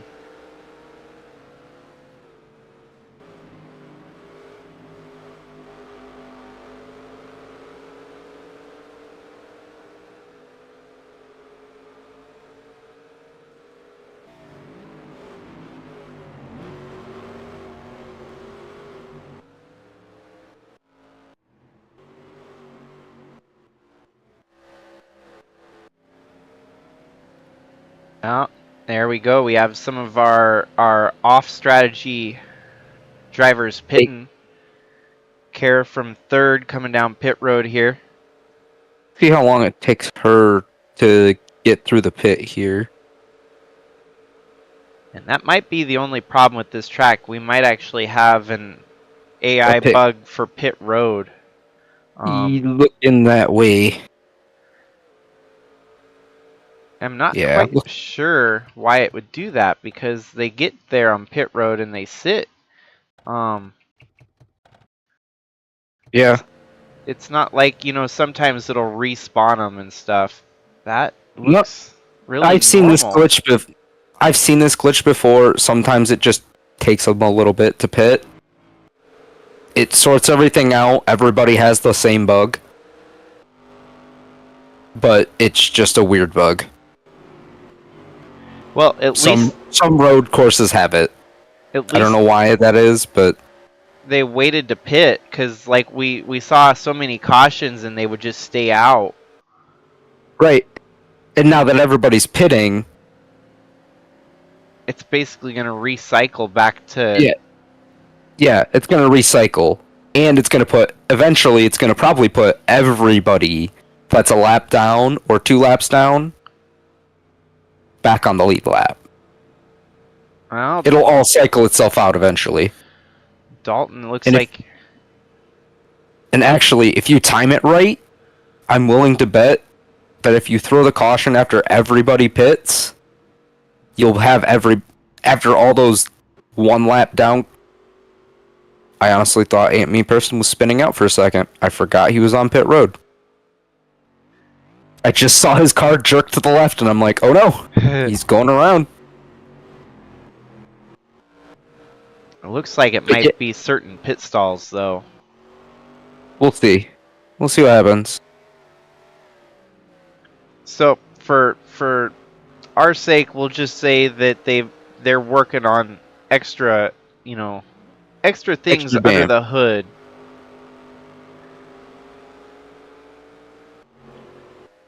Looks like the new leader is going to possibly be Jordan Walker here. Well, actually, Roger Lutz is still out, so it's Roger Lutz and now new second place driver, Jordan Walker. Jordan Walker, okay.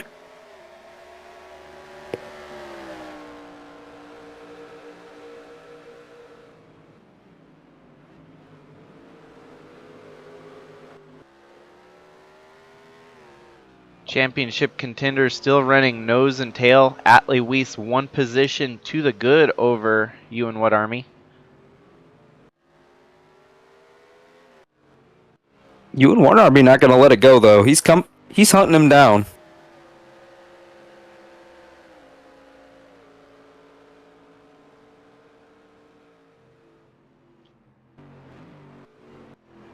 I'm starting to feel a little bit bad for that 49 car. They keep getting shafted coming to the corner. Everybody keeps shoving them up to the wall. Well, and I almost got to wonder if the mechanical, the damage to that car is actually causing it to be ugly in the air. Yeah, look at he's driving a very unorthodox line to make up as much speed as he can. I wasn't talking about him. I was talking about the 59. Pardon me. Gotcha. If you look, whenever anybody passes him on the front stretch, they're keeping him really high. They keep pinching him all the way up to the wall, and he has to keep overshooting the corner to get it to arc. But he's managing to make it work. He's not losing any time from it, really. Well, looks like day 2 getting back into the fold here, back up to 7th. Cam Jordan, Lewis Tross still running 5th. Tyler Shangle in 4th. Aaron Rapp 3rd. Jordan Walker 2nd. Roger Lutz, we'll see if he's going to pit anytime soon. Here's our leader. Lap traffic is getting away from Roger. Roger was right there on the back bumper of the 1 and 19, but now they're nowhere in the close. In the vicinity of him. Yeah. But it's also looking like that 42 car is gaining on him too. Who is also another lap car.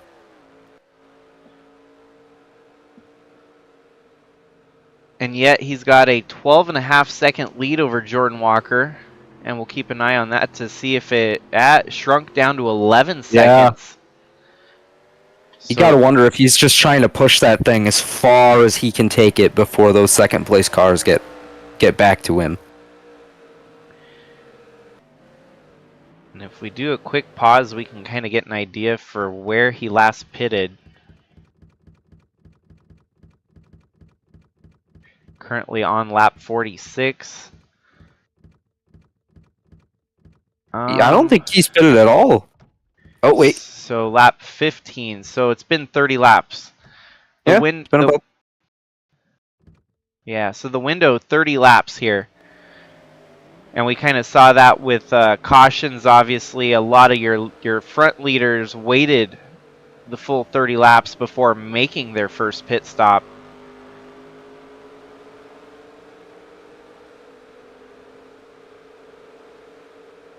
Yeah, we saw basically the entire front field wait. Unless they had an issue, they didn't pit. It's looking like waiting that long is starting to cost the 90 there. We'll see what the gap is this time. 9. So Put it down by 2 seconds almost.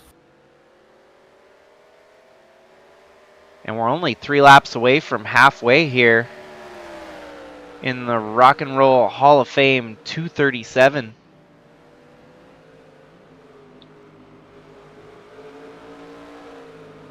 Everyone's going to be tired after the 237 miles, 100 laps of action. Their tongues will be hanging out like a tired dog.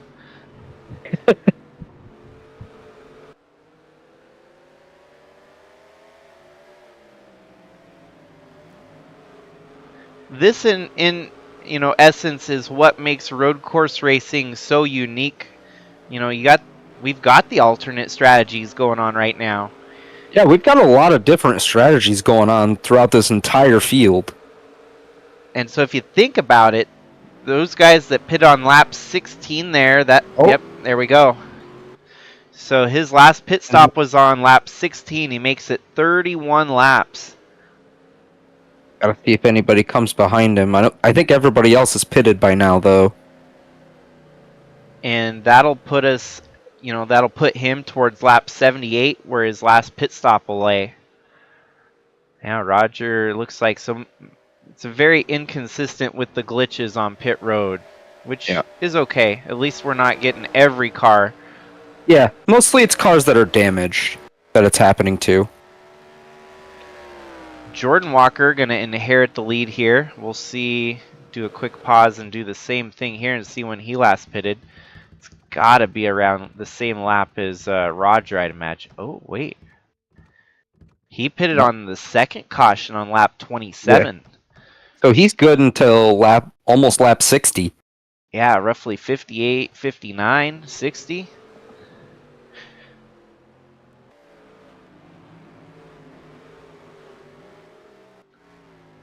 Aaron Rapp right there. So Louis Trost would be the only driver that took the initial no pit stops under the cautions. He waited all the way until lap 34 to make his first pit stop. Yeah, and I can verify that here too if we keep going back. He would have stayed out during those first cautions. So 34, he's going to be pitting on lap 68 with the number 20. Roughly, well, the 20 will be on lap 60. Louis Trost on 68. And they're honestly on about, the same place on track. That might not actually be a bad bid for the both of them. No, not at all. It definitely works out for both of them a lot better. Because if you look at Lewis Trost right now, although he's 13 seconds back, he's still really within, the same stretch of land as the 20. And who? Did I say a 97 had the? Oh. Wow, he's closing that gap. Yeah, he's closing that gap. But we are getting late into the run for Jordan. This is about when we saw the 90 start to fall off too, getting towards the end of it. Okay, so this time as they come around the last half of the track here, we're going to be 50 laps out of the 100 lap feature. Let's throw some mid-race predictions here, James. What do you think so far? What have you seen that stands out the most? It seems to me that it doesn't seem to matter what your strategy is. It's just a matter of trying to keep the car clean and gaining time as best you can. If you're lap down or so, that you got to work with it. I think a lot of the cars that are on the lead lap right now are probably safe. They're probably going to be safe. My ones to look out for? Lutz, I really think his pit strategy works out for him better. Because really, lap 75, that's perfect. Gets him 5 laps past the end of the race. So even if we do get a green-white checkered, he's still going to have the gas to do it once. Even after that last pit stop. Another one to watch. I feel like if we get a caution and he's back on the lead, gets to be back on the lead lap, I feel like Ant Me Person might be worth watching out for as well.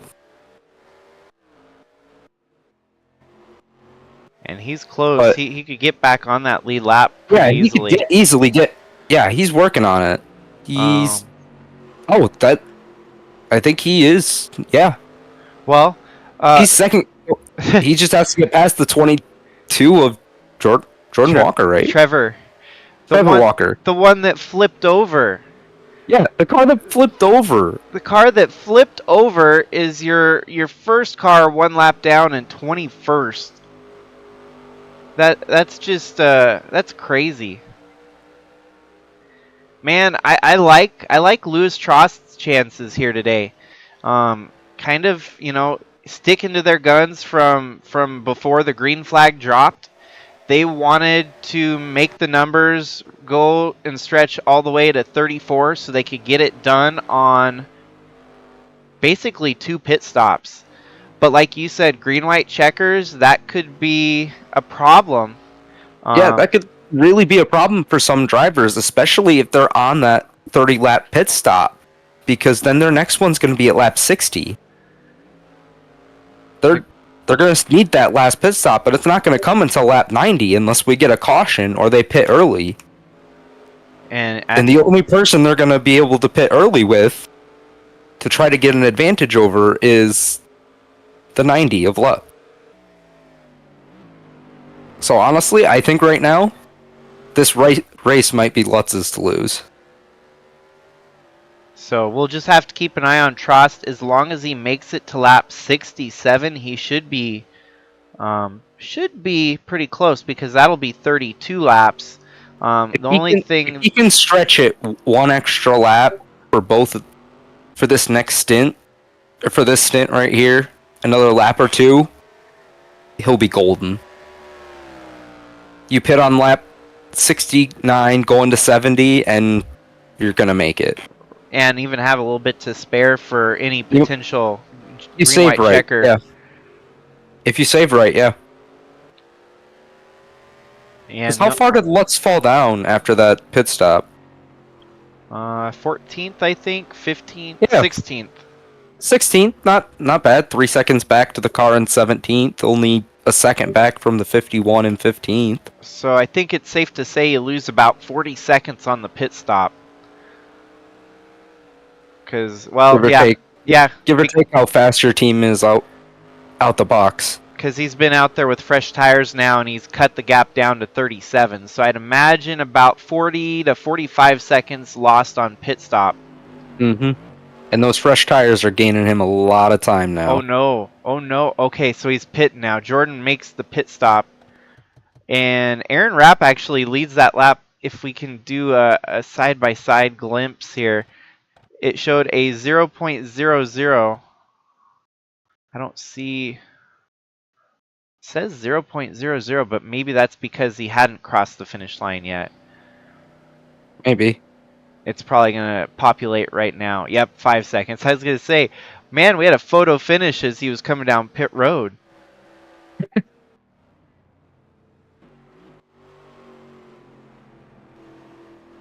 Lewis Trost back up to third. Actually, second now, isn't it? Yes. Yes. Gonna be second. So we'll have to see here too how. Oh, we got. Whoa! What happened to her? Oh, she just spun it. Wow, got in drives hot. it in.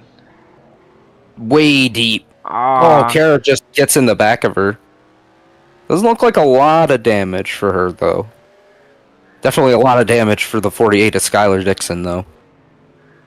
And right with our leader, I was about to check to see when Aaron last pitted.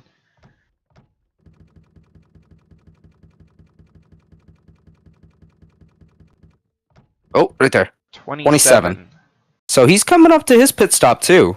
So lap 59.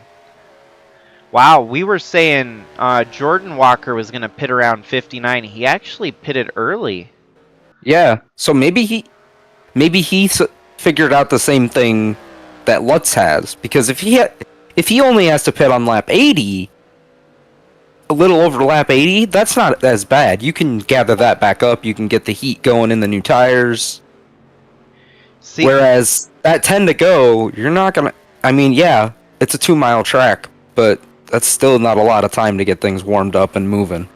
see, everyone's Build gonna momentum. be pitting one more time, while Lewis Trost will be done with pit stops. Honestly, yeah. yeah, He's gonna make, especially if he can manage to make it to like 50.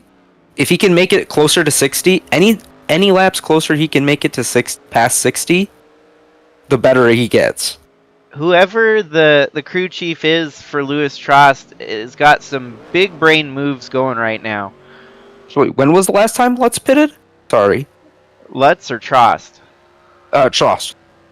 He pitted on 34. He was one of the first ones that skipped the pit stops under caution. Oh. Yes. So Honestly, for me, I don't think he's gonna get it done.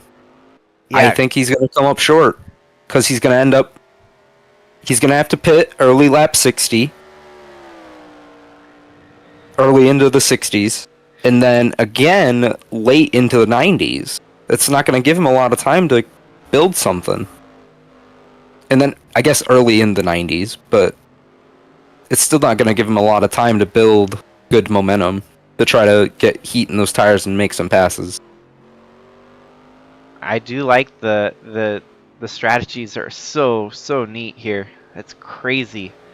There's a lot of different strategies, and honestly, if you can stretch your fuel, and you're one of those cars that's supposed to pit around 95, maybe you can save and make it. Maybe, but there's not a lot of elevation change here, so.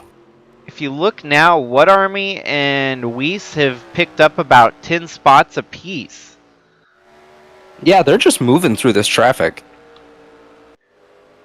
They're likely only about one pit stop to the finish as well. So anything after lap 67, you'll be good to go to the finish. And they pitted as late as they did that I think they're going to kind of follow, suit with Lewis Trost on when they make their next pit stop. The only thing that Trost does not have in his favor right now is caution laps, which he had that helped him get to lap 34.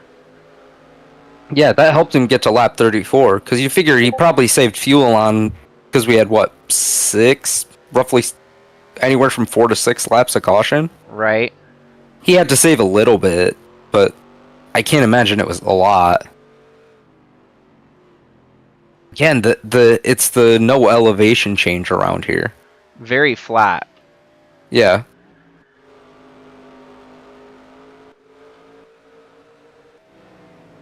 Man, it looks like they've been through the ringer at Martinsville. So many of the cars. Oh, it looks like Aunt Me person now, first car 1 lap down as Jordan Walker, or rather Trevor Walker. So easy to get those two mixed up. Must have made a pit stop. When was the last time Aunt Me person pitted?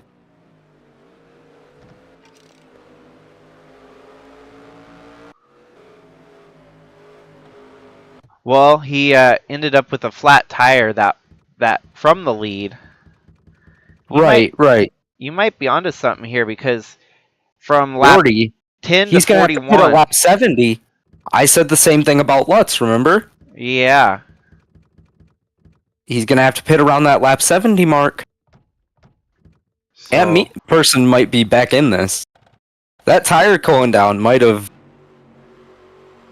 secretly given him this race. well, and he's still going to have to make up a full lap. So he's going to have to make up 1 minute and 30 seconds on the field to even get within, range. He's got roughly about how many laps we got to go here?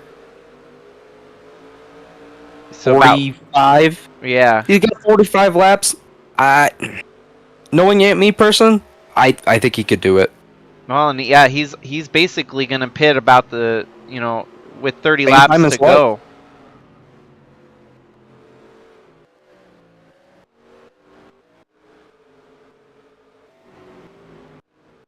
Well, and it looks like everybody's finally started to get comfortable. Not a lot of people making the mistakes they were early on.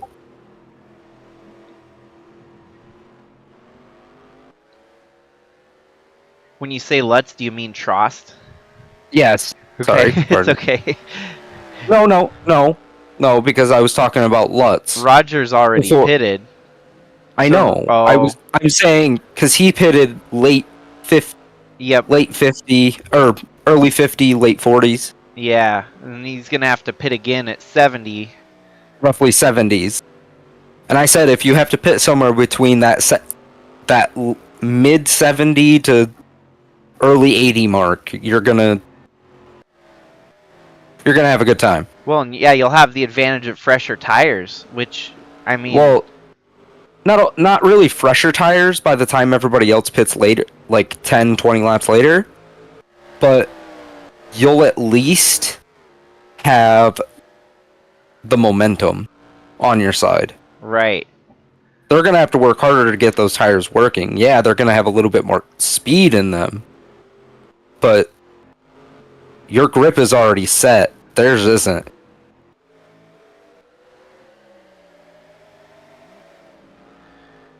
Still 20 cars on the lead lap. That's impressive here, especially with the carnage we've seen.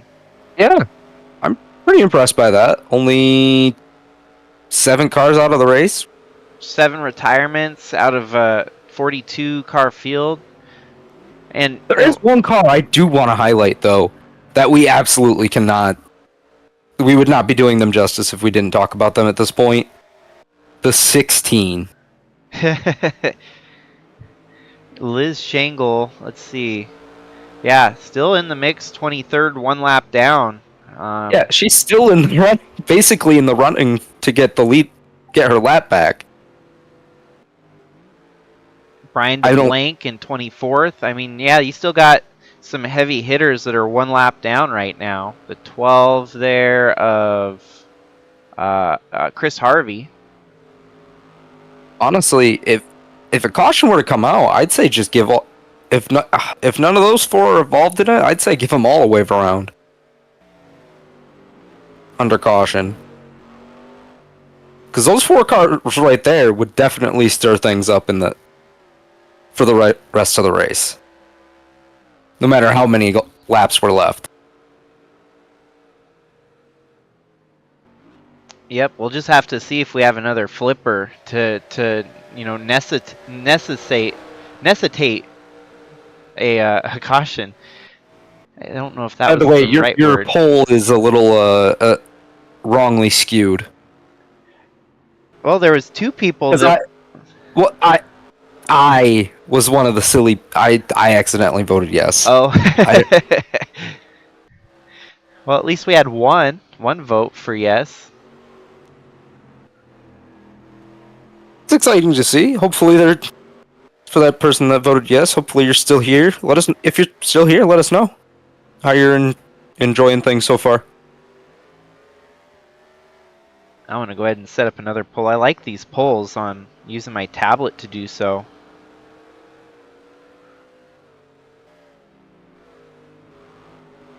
Ooh, let's ask the people. What do they think is going to win? Pitting on from lap around 75 to 80, or for the people that are pitting 5 to 10 laps later on lap 90 to 95?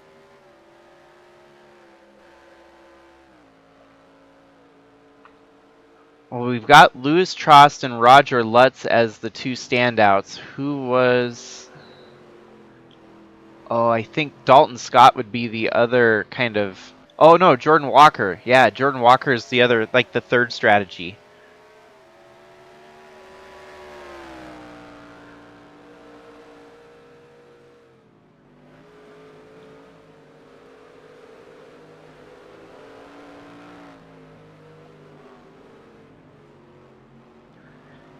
So far, Trost doing what he needs to. Be amazing if he can make it to lap 66. Yeah, if he can make it to 66, then he's safe. He'll be all right. But if he has to pit shorter than that, I don't think he'll make it.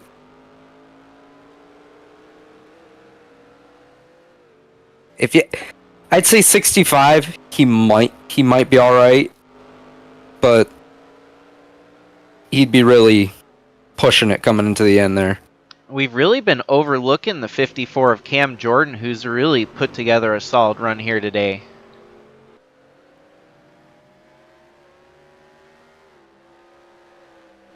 Yeah, that 54 Megadeth car has had a good run today. And he's keeping the gap pretty small there from him to Trost. Is he closing it, or is he just kind of maintaining? Mostly maintaining. It was about 1.2, now it's 1.3. Okay, so he's not really gaining, he's not really losing. He's just kind of keeping him there.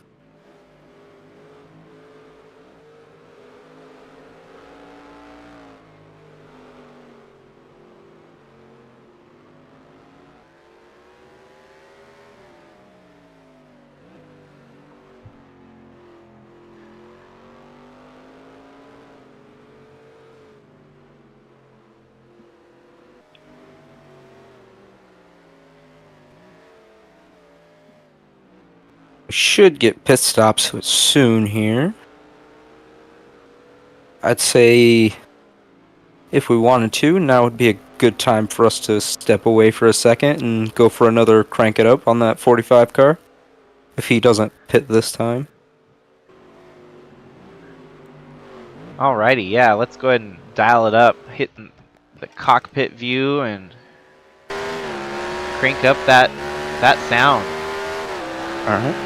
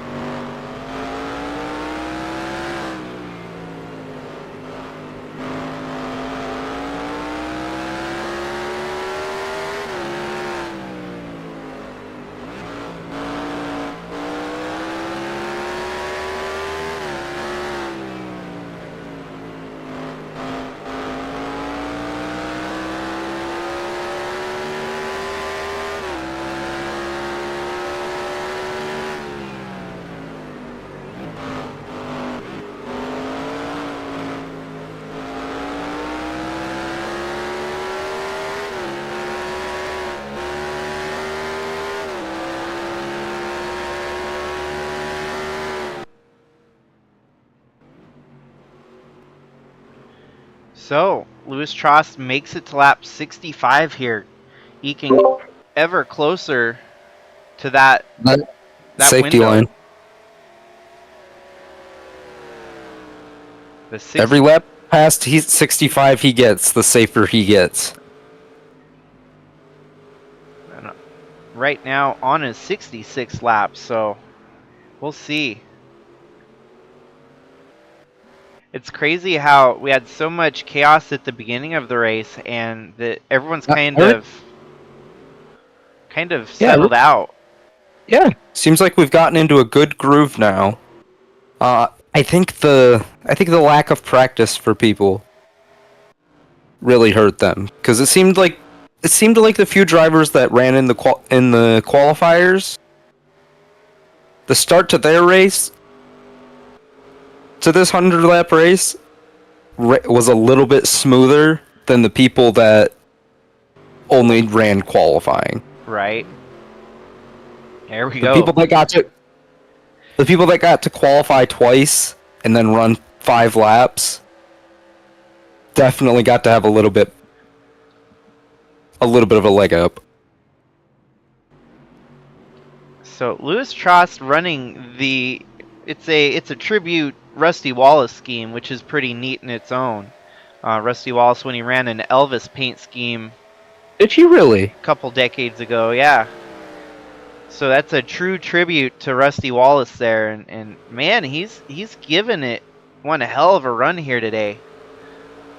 Yeah, he hasn't given an inch all day.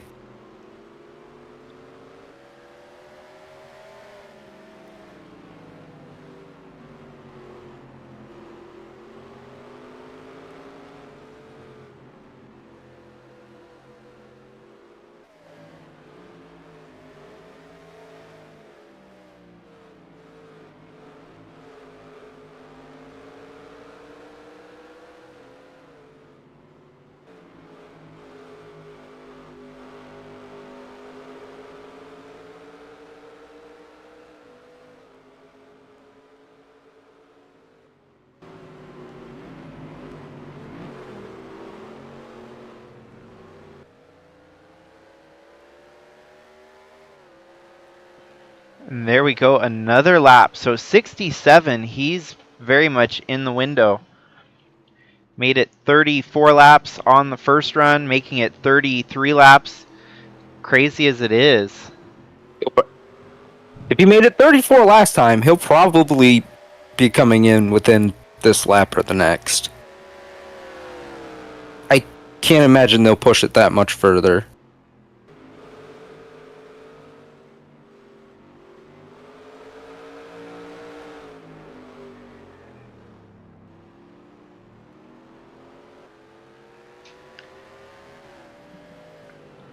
And it's crazy, you know, all the hubbub about Atley and Ewan for the championship. This right here could be a bigger victory than even the championship when things all come down. You're on the spotlight for one of the biggest races that this series has hosted. And he's showing them up. He's putting down the gauntlet here today.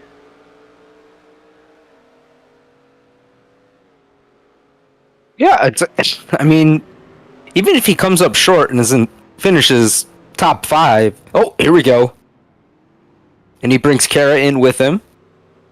Does anybody else follow behind them? It's crazy how much attrition there was in the first half of the race, to the point now where we're just we're getting treated some excellent racing. 49 in the pits already.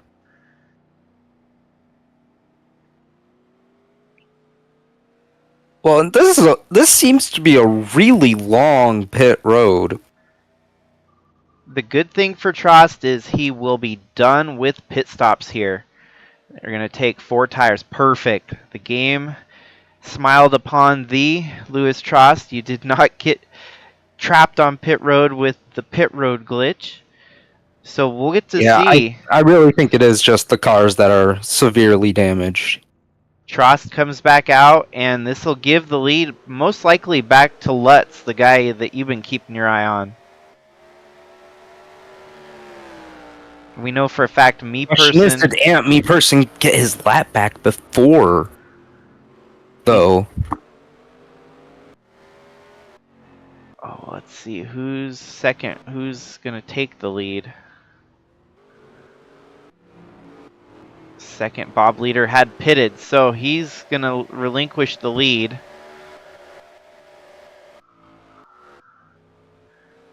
Bunch of takers down pit road, it seems like now. Mm-hmm. Looks like it's pitting time. There's the man I've been keeping my eye on. Let's see what he does.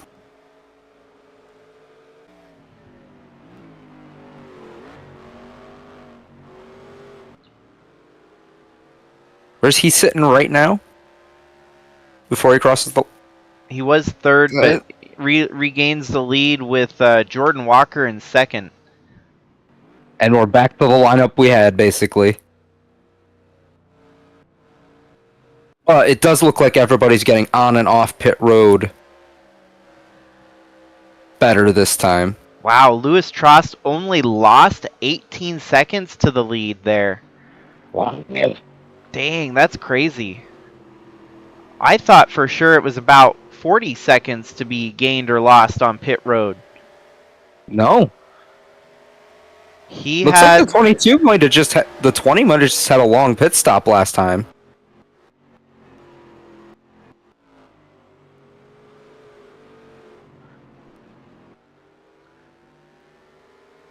Lutt's looking a lot more confident in this run.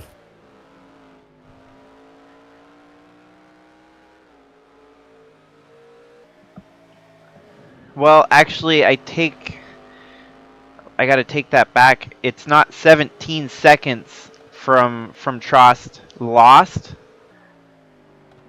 We go back a couple laps. What was the true gap from Trost? So first all the way to 14th. So he lost 47 seconds because... Okay, so he did lose the time. Yeah, so it was truly 47 seconds, like we kind of calculated earlier. Yep. And we did the math there by looking at the deficit from Roger to Louis, and then added those two together to get the grand total of time deficit that was lost.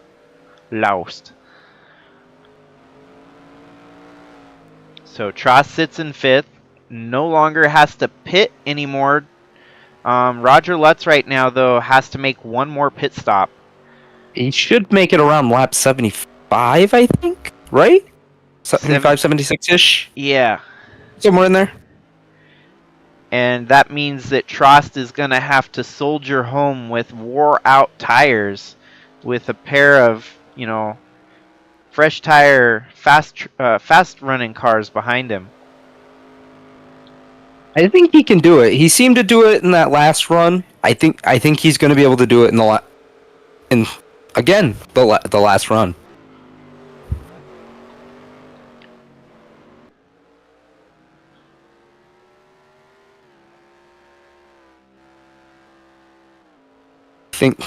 Honestly, Jacob, I think the luck gods are going to shine down upon him today. For Lutz? Yeah.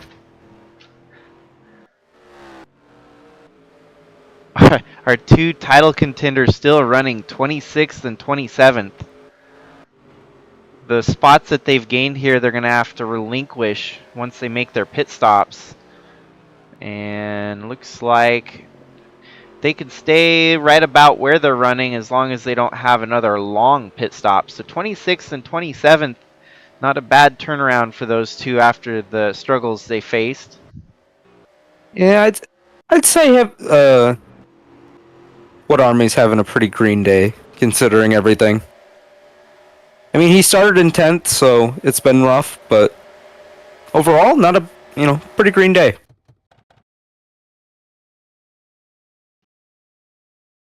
Oh, I thought there was something weird there, but maybe not. Where's the 8?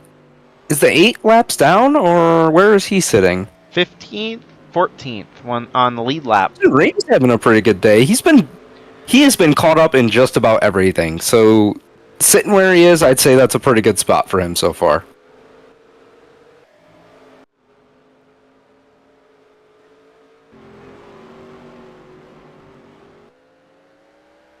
Yeah, Lewis Trost closing the gap here down to 16, down to 15.9. We'll keep our eye. He's closing that gap. We'll just keep our eye on the 90 here. Ooh, I kind of feel bad for Aunt Me Person. Did he have to pit? No, he's going to end up having to pit around the same time Lutz is. And if he pits before Lutz, or at the same time as Lutz, he's not going to get his lap back. Right. Whereas if he pits after Lutz, a lap after Lutz, he might have a chance. Depending on how fast he is on and off pit road. Not too far behind, but yeah, it's not looking as good for Aunt Me Person to get back in the fold here.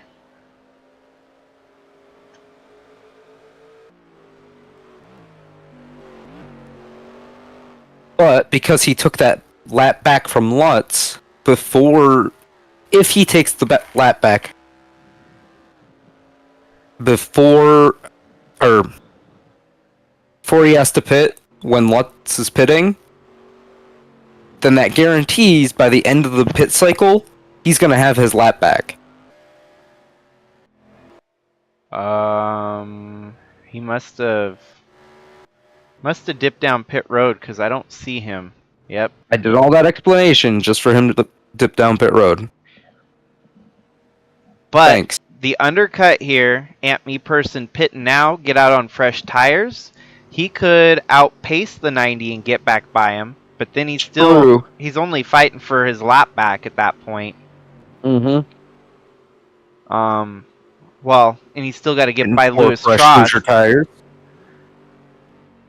And I don't think he's going to get back by Lewis Trost unless Trost really the tires start to fall off. This is an okay place. Where he comes out. We'll see where he comes out at the end of this whole deal. See, there's only, so he could fall back as far as 23rd. He's still on the 20 car, though. So he's not that far back. Well, that 20 is 52 seconds back. Oh. But at least he's sitting behind the car that's, in front of him.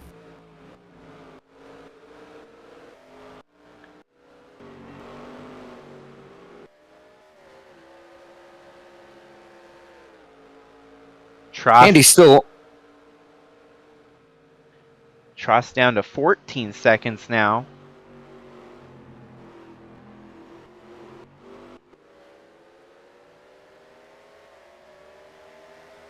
So the two teammates of Evans Racing running first and second with the 90 of Lutz and the 97 of Rapp.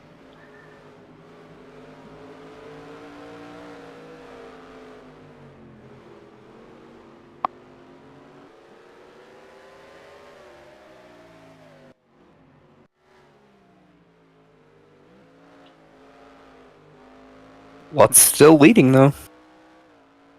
Getting closer to that lap 70 mark. Really is a pretty paint scheme there for Lutz.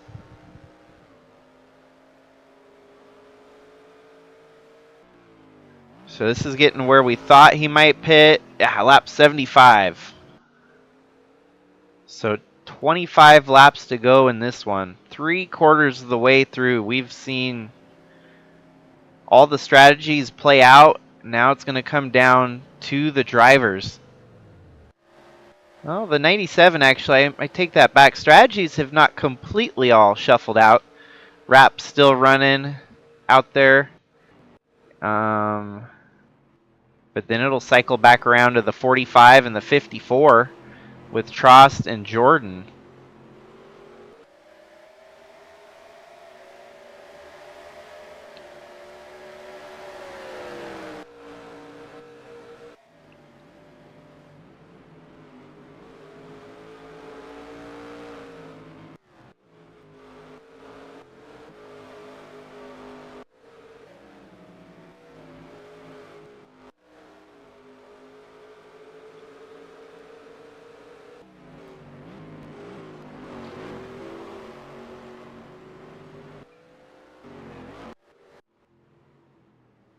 There goes the 70. I was just gonna say, there goes the 77 of Tyler Shangle. We'll keep our eye here on the lead. I believe the 97 should inherit the lead here soon, shouldn't he? Or is he our leader because Lutz pitted? He is the leader, but he hasn't been credited with the lead lap yet. Right here he will be. Okay, so Lutz pitted last lap and... Okay. Let the games begin. So those of you that are tuned in, I just ask maybe putting a vote up there in the votes for this poll that we put up. I see we've only got one vote so far. Those of you that we got two. think, Well, I don't count. two of them for okay.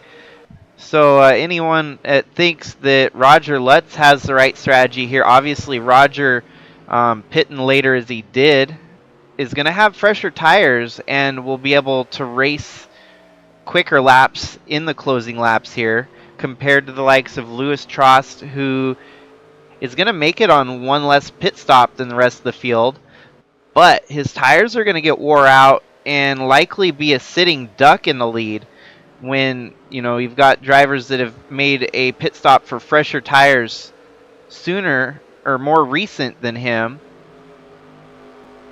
Go ahead and make those votes. Jordan Walker, too, kind of on an alternate strategy. His pit stops not quite in line with Roger Lutz, but the three of them really putting together. They're slightly off, but it does make for different strategies there because of how far off they are from each other.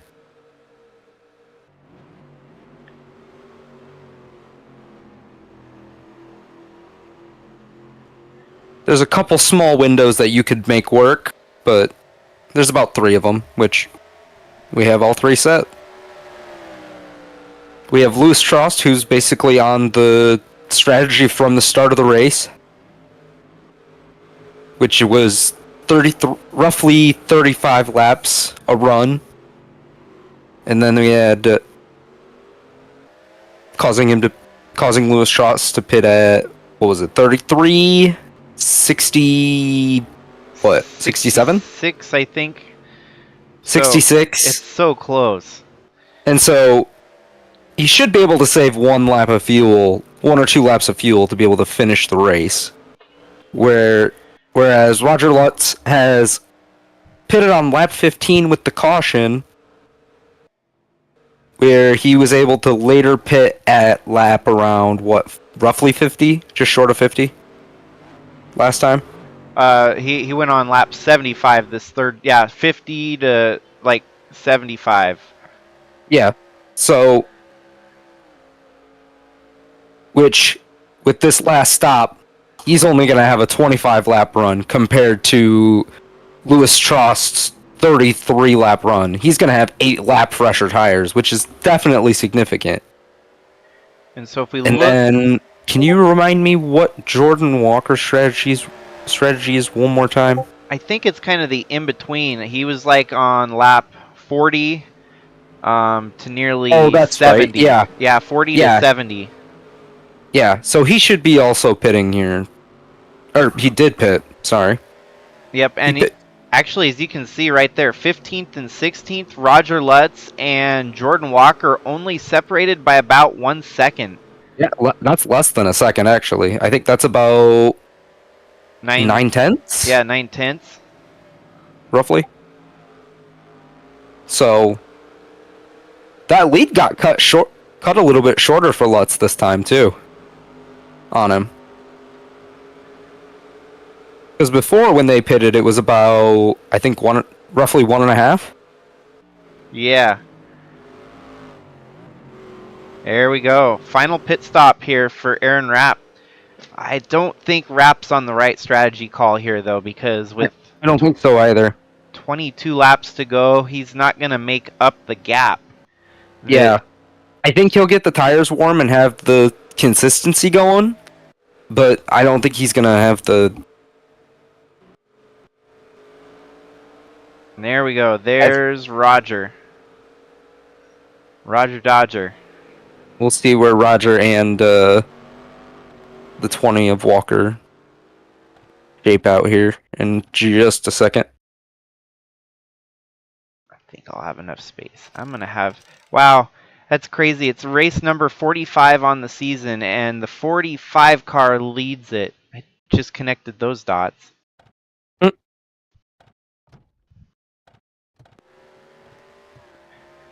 Won't be a factor next year as we're going to cut the schedule down to 40 races, trying to pinpoint making it a little bit more digestible for the average viewer. It's And definitely a little bit more digestible for us to make content. right. See, this is a first for me.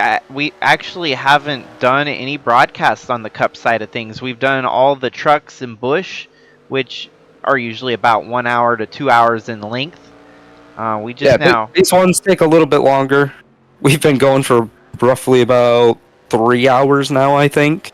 Yeah, 2.5. Just short. And it'll probably... Just short of 3.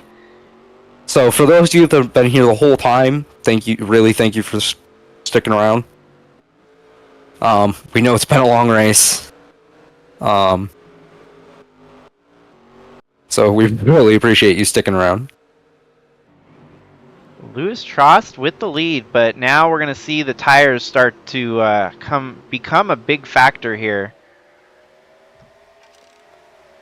And you never know, we could end up getting a caution here at some point. Because you got to think, we've seen a lot of engine problems today. Like, we can't be done with that. There's no way.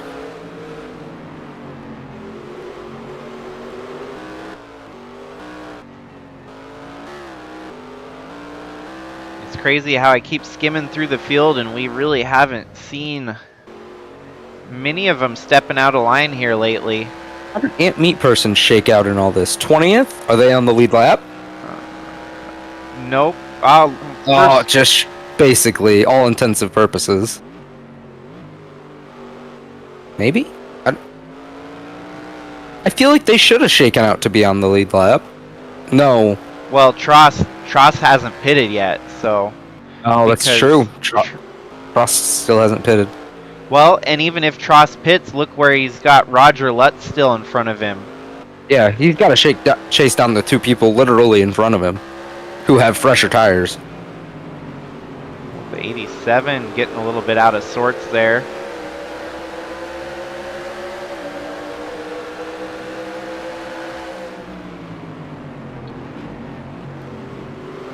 Very unorthodox line that Kellen's running.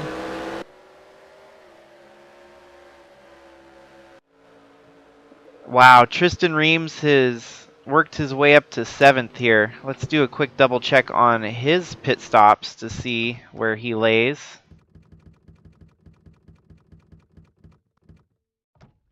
He came right. He's on that lap 33 strategy. Where was Trost? Yeah, right about the same lap as Trost, actually. So he's good to go to the finish. Kara winded up getting snubbed and falls to 30th, 3 laps down. Ooh. What happened to her? I think she was on a wonky pit strategy, but I wonder if she was one of those that had damage that had to stop. Yes, that's right. That's what happened. She caught the bug. Because she had some damage, she caught the bug. So she was up as high as 3rd at one point and then dropped to 33rd. Here's the pit stop. Yeah, pit stop bug. I think that might have been the same thing that bit Monty as well in the 38. He got it more earlier than Kara did, so he was able to try and bounce back from the pit bug here. Was running 17th. A lot of them. Look at even Atley on this stop is one of those that got caught by the bug. Yeah, 38. And then both of our championship rookie contenders were victims of it. But I mean, yeah, it had to have been partially due to damage that they were trying to repair to get back I mean, there was damage on that 38 we just saw on that steel frame, and it looks like they fixed all those repairs. Apparently, they thought they needed to do that, or they kind of considered their day just about done, that they were going to put more emphasis on speed. Taken just about the entirety of this race to fight back from it. Still going to be 3 laps down, hoping that some more attrition falls their way.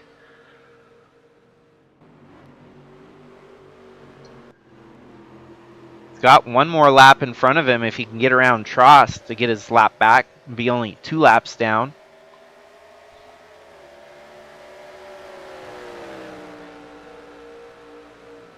Should be interesting to see how everything really shakes out here at the end. So the 90 is 28 seconds back. We'll just keep that up there on the screen for everyone so they can see the gap, whether it grows or shrinks. We all know that Trost is leading.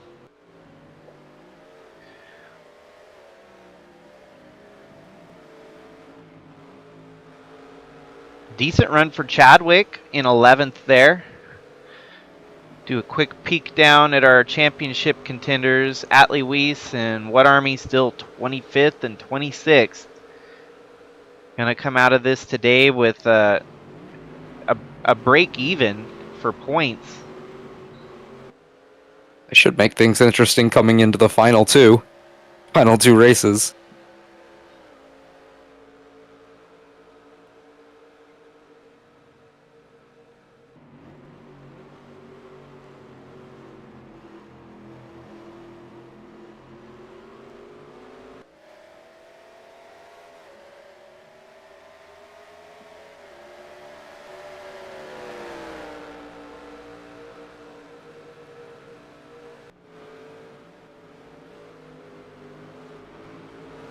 Now the gap stays.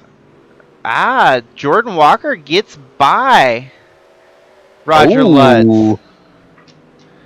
That's a game changer. Mm-hmm. And that actually makes the deficit larger as it went from 28 to 31.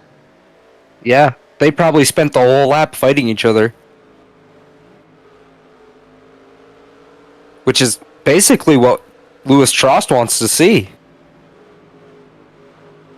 Because the further back those two fall, the more likely he is to re-inherit the lead at the end of this deal. Right.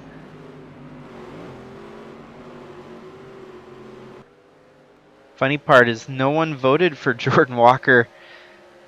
I think Jordan Walker just showing that extra bit of aggression and motivation that this is a good platform to get his first potential cup win. Got a lot of people here today. Trost has gotten a win earlier this season at, I believe it was Joe Gibbs. It was Joe Gibbs International Raceway, the 7-mile super speedway. Seems like Louis Trost is pretty good at these. Ooh, the gap got even bigger. By 2 seconds this time. And this right here, I remember I did all these notes and stuff to, road courses and whatnot.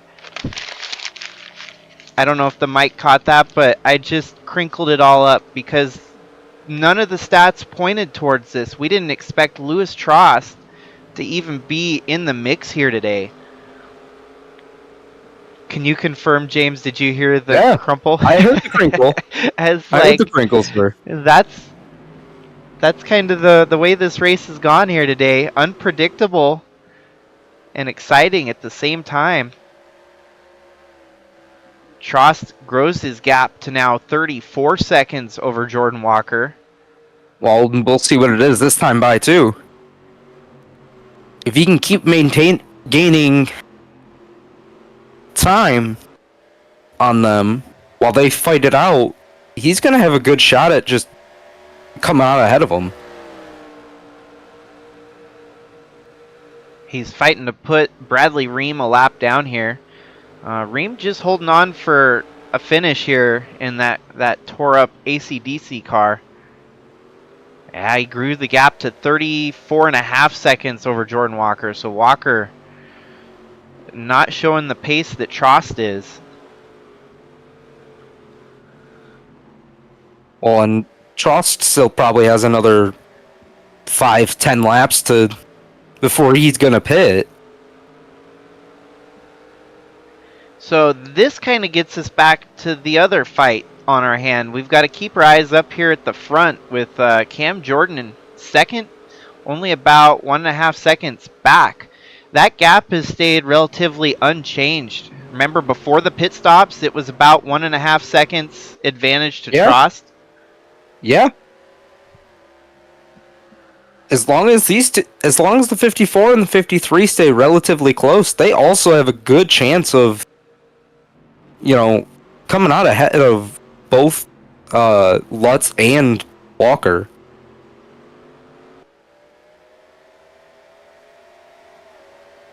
Which honestly, with a 2-second gap back to the or a 1.5 second gap back to the 54, that's exactly what the 45 wants them to do.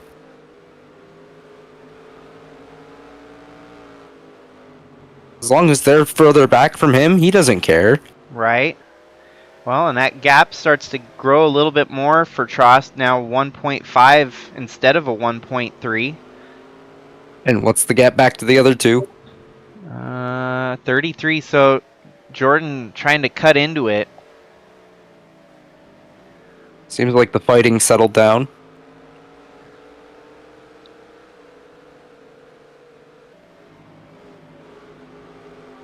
Was that about a 1.5 second lead for Jordan Walker, though? Yeah, I think so. On Yeah, about half a second, actually. Half a second. We'll see what it is this time.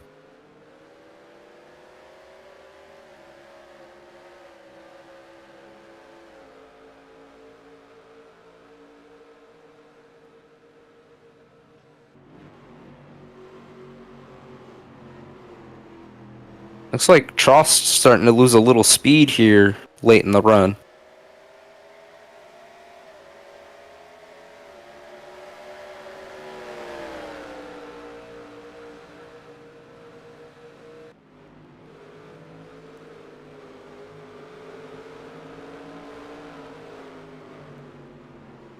Comes.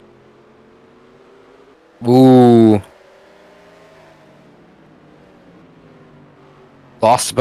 Gave up that half a second again. And it looks like Lutz closed the gap on Walker too.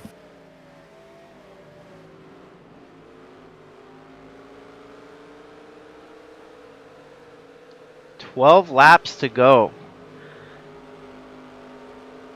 I'm not seeing a whole lot of fall off on Trost. No. I mean, he loses a little bit, but then he just gains it right back. Last lap was a 122.6. This lap, 122.8. So about two tenths a lap. He's still opening up that gap back to the 54 more.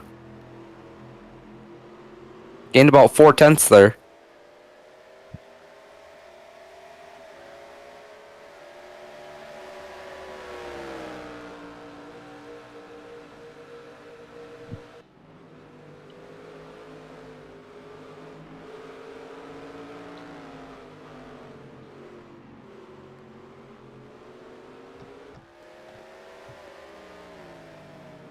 We did have a fuel system failure from the 43, and the 22 of Trevor Walker actually had some tire wheel damage. Still 34 cars left running. Yep. 19 on the lead lap. Bradley Ream's going to hold on for a lead lap finish here, it looks like. He's holding steady in front of Trost. It honestly just looks like Trost is just kind of maintaining. Like, if he loses a couple tenths and here and there, he's not too worried. Goes a little bit wide through that turn there. Almost clips the grass. 1:22.7, so he actually picked up the pace on that lap.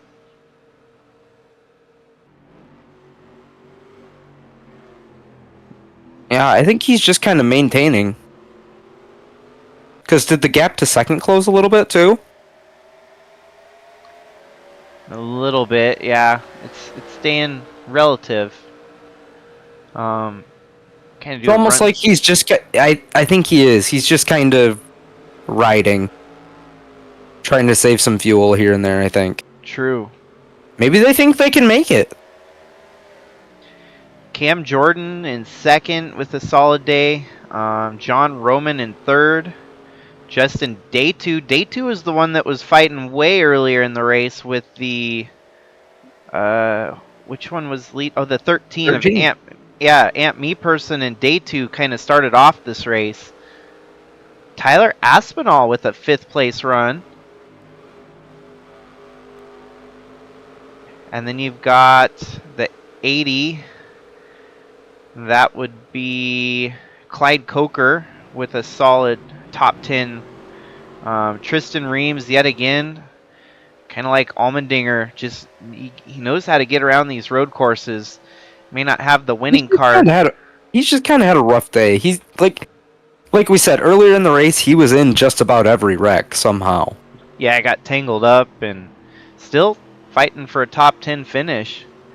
Like, he didn't get into the wrecks very hard, but he still clipped bits and pieces of it. And you got Kellen Relic. The big surprise here, Chris Hergeson in the Sublime car. Given that number 6 TKO, boss man Tim Cording at least has a car within the top 10 here. Yeah, and you got to feel like having one car finish top 10 and another car, finish, and still within a top 20 finish for the second car. Yeah, still top 20 finish on the lead lap. Sitting 19th. Because I'm pretty sure you said Reams in the 4 was also a TKO car. Yes, yep. Had to recollect my brain there. It was scattered. You're alright. So, I mean, he got taken out basically at the start, so all in all, you gotta think that feels like a pretty decent day.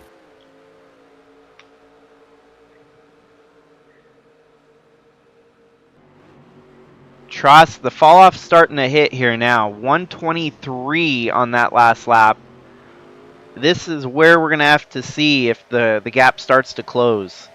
I don't think Cam Jordan is much of a factor since Cam Jordan pitted about the same strategy as Tross, so we've got to keep our eyes on 14th. Jordan Walker. Oh, yeah, and they're gaining positions, too. I just realized that. Yeah, so the other drivers they're slowly, might have to make some extra pit stops here, too. You never know. Mm-hmm. Oh, and there's still coming to 8 to go here, but there's still 8 laps left in this race. A lot can happen. And about 24 miles to boot.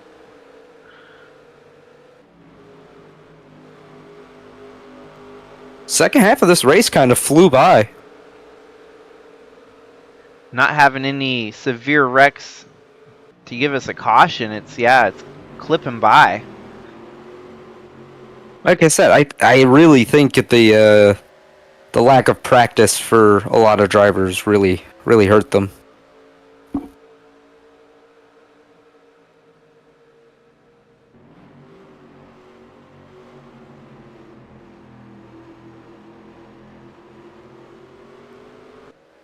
Yeah, this is going to cap off probably one of the most exciting weeks of racing here in the NSSR series of NR2003 offline racing.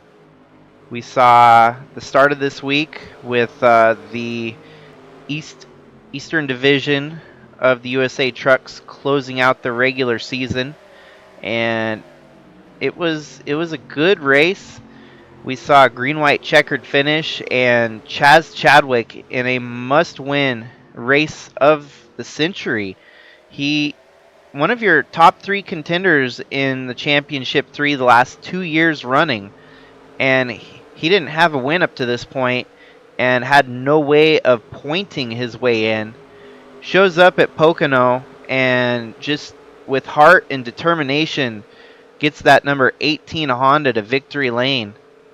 And then yesterday with the Portland race, so a road course from last night to a road course today, we saw Ewan Whatarmy, get some road course, I guess, extra, laps so that he could be prepped for this race here today, and pulled off a win for the LFG Motorsports number 15 entry.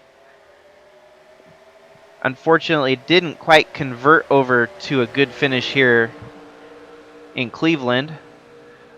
Still 25th and 26th, 2 laps down for those two. Gap now 37 seconds. The tire fall off may be even harder on the 20 of Jordan, and oh wow, the 97 gets by both of them. Did they maybe pit? Did something happen? So if we go to Jordan Walker, he turned a 1:24.6 on his last lap. Do a quick rewind. See, he just had a off lap there. Wow, 1:26 on the lap prior to that even. So a couple bad laps kind of sunk his trajectory there. Yeah. Oh, wow. Yeah, that's all she wrote. Unfortunate. But could turn into a very good day for the 97 of Aaron Rapp. And we didn't even have him in our picks. No. We wrote him off. And he didn't write back. No. He flipped us the bird and said, "Watch this." Now the gap still keeping really, really slim there with Trost and Cam Jordan. Cam Jordan has one car in between the two of them. Seemed to be closing the gap, though.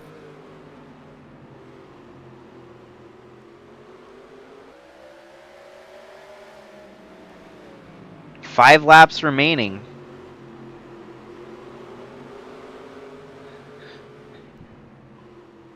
Oh, that was a miscue there from the 54. Maybe not, though. Look at that's actually working. No, I think that wider arc is the better line. This seems to be the line that everybody is going with, unless they're trying to pull off a pass on the coming off the corner.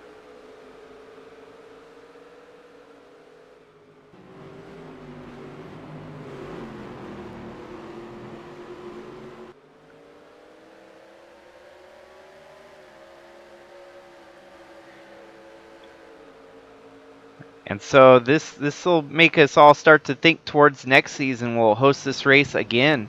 Everyone, might roll the dice and pick some different schemes. It's nice having. Maybe we change up the location and change up the genre. Could do that too. I hear Tennessee has some great options. Do a country one. That would be cool. So that's something to ponder on for next season. Could be an ever-changing thing. Kind of the way NASCAR needs to do their All-Star, go from one track to another, putting rebuilding some of the lost tracks, maybe.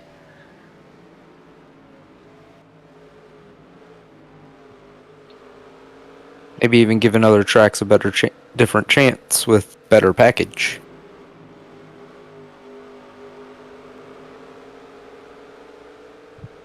So at this point, it's just going to be whether or not Louis Trost can make it without running out of fuel. We know it's going to be tight. It's going to be close. And if he runs out of fuel, what about the other couple of cars behind him? Yeah, exactly, because they all took the same strategy as him. So we know for a fact the 97 is good to go on fuel. The 51 of Litowitz,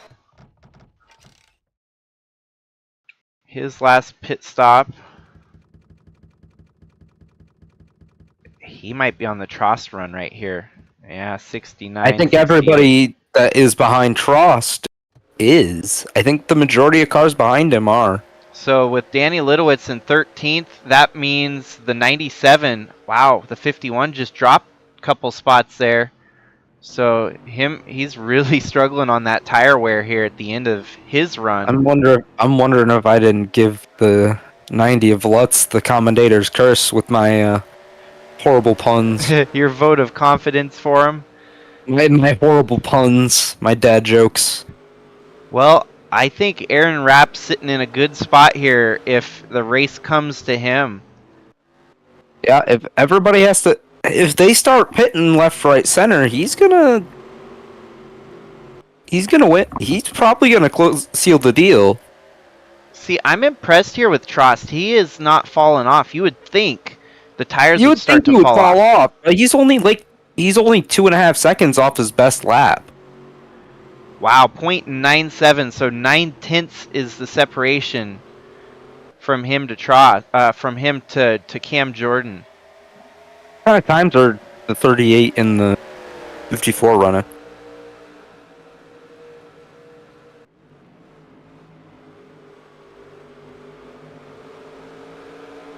Two laps remaining. Oh, Trost fighting some huckabuck there. Yeah, he bobbled that pretty hard. You gotta wonder if those tires are starting to really, really affect him. Lap traffic there of Monty might be able to get around him, and that would really set us up with a closing battle that no one saw coming. 54. Oh, the 54, the gap's starting to fluctuate there. Lap 99 this time by. This has been one heck of a race. Here comes Trost. White flag next time by. There we've seen a little bit more drop off. He's down to a 124, and you could tell on the track where he was making those bobbles. The important thing is he gained time on the person in second place. He gained time. Right. It was only a couple hundredths, but that's still time gained. This has got to feel good for Trost, who had some very terrible luck back in Tyler Aspinall's own personal offline league. One season he actually started off with 4 consecutive dead last finishes, to a credit of 4 points in total, as they had the 43-1 points tally in his series. So come in here, and he's had a win this season already. He's chasing down another checkered flag here today. He's still got another lap to do it. 38 goes way wide. That's going to help Cam Jordan, maybe? Maybe Cam Jordan? Cam Jordan lost it off the corner there a little bit. Oh, wow, the gap, it extends heavily Huge. there. Oh, this is sealed up. As long as he doesn't run out of fuel, this is it. Oh, and he turned a blistering lap, 123. Oh, wow. 2.5 seconds now. Cam Jordan, I think the drop-offs affecting the 54. Impressive that Louis Trost was just able to... Something just happened to the 88? I think he's catching up to these two running second and third. We've got a lot of tire scenarios kicking into play here. These drivers, it's like a light switch. Those tires just went away. The 54 about to get passed by the 53. In the meantime, Trost halfway through his final lap here. 54 Not looks a like... single mistake from him so far yet. 54 recovers for a little bit more momentum in the right direction there. Trost only has a couple corners left.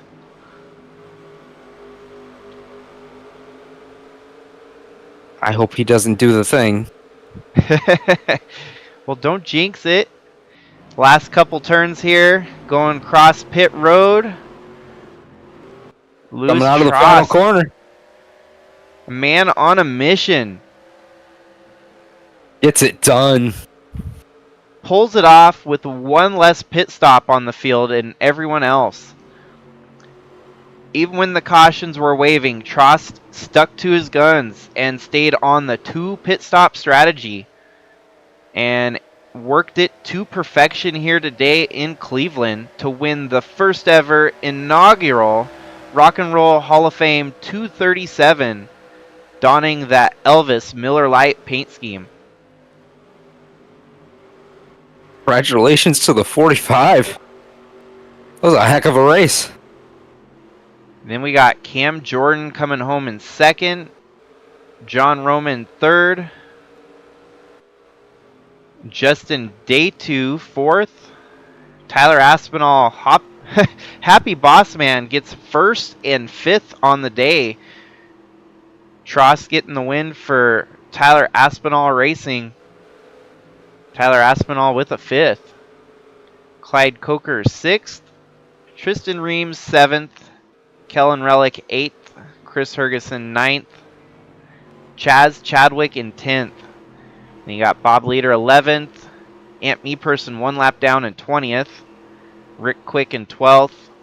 Aaron Rapp comes back for a 13th on the alternate strategy. Jordan Walker 14th. Danny Litowitz 15th.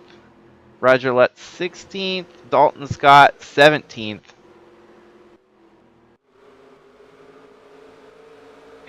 And your title contenders finished the day 25th and 26th, 1 lap down.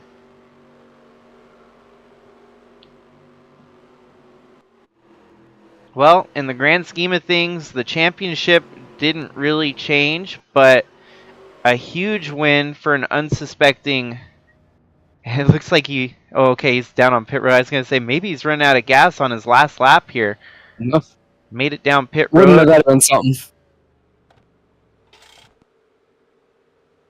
Played the strategy game to perfection.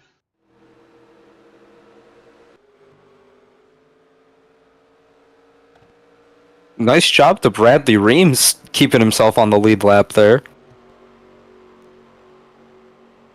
Well, I think it's a success that we had the cautions disabled for this race. Yeah, I liked it.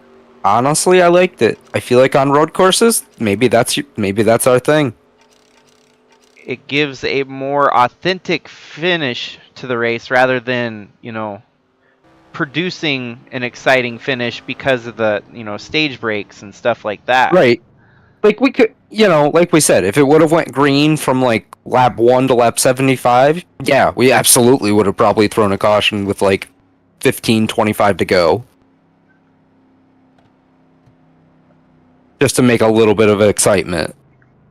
Well, once you let the crazies wreck themselves out, you kind of get left with the ones that are out there to race, Yeah.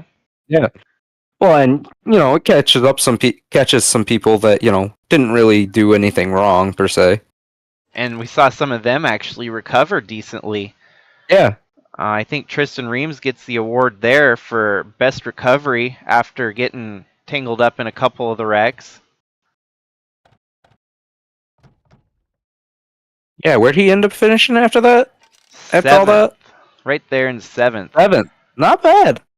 And if the strategies kind of went haywire at the end there, he could have gained some spots, got in the top 5, or even possibly get a win on it. Yeah, he could have capitalized on a win had Lewis, Trost, and rest of the gang, all pitted.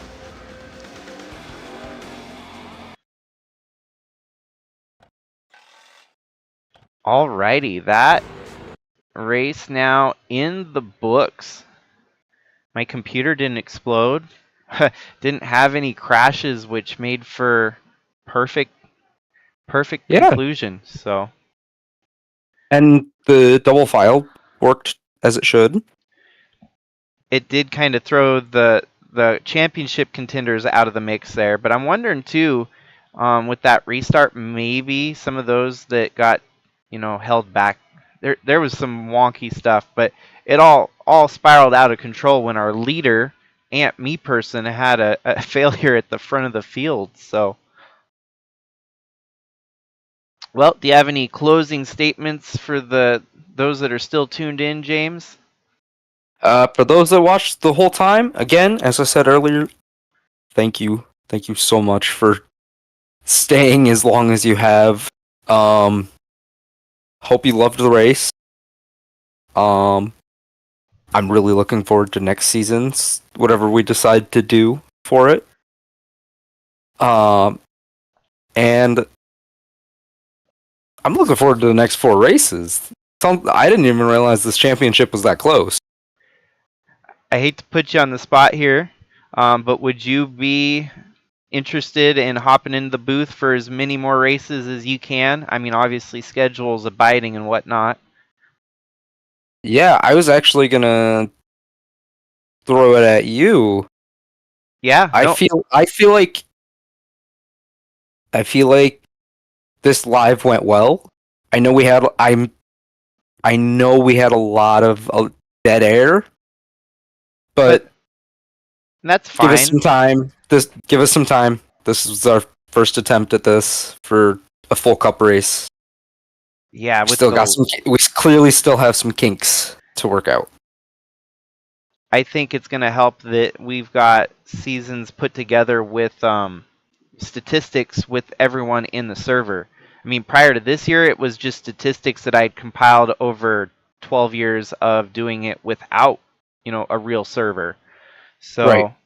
we can actually start looking towards statistics that we can reference back to, for every future race. So, yeah, no, I want to have you in the booth at least for the next truck races too, because Oh yeah, for sure. I'm aiming to try to be in the booth with you as much as I can for the rest of these championships. sweet, yeah, closing Get out the people kind of get the audience used to my voice for when we start the Bush series. right, yeah. So Bush Series next year, James will be, and I'll be in every stream that he's doing as long, is I guess.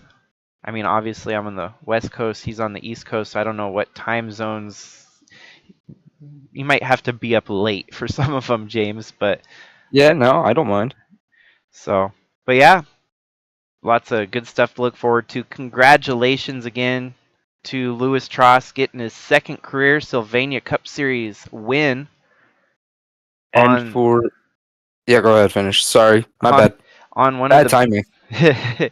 one of the biggest stages too. So,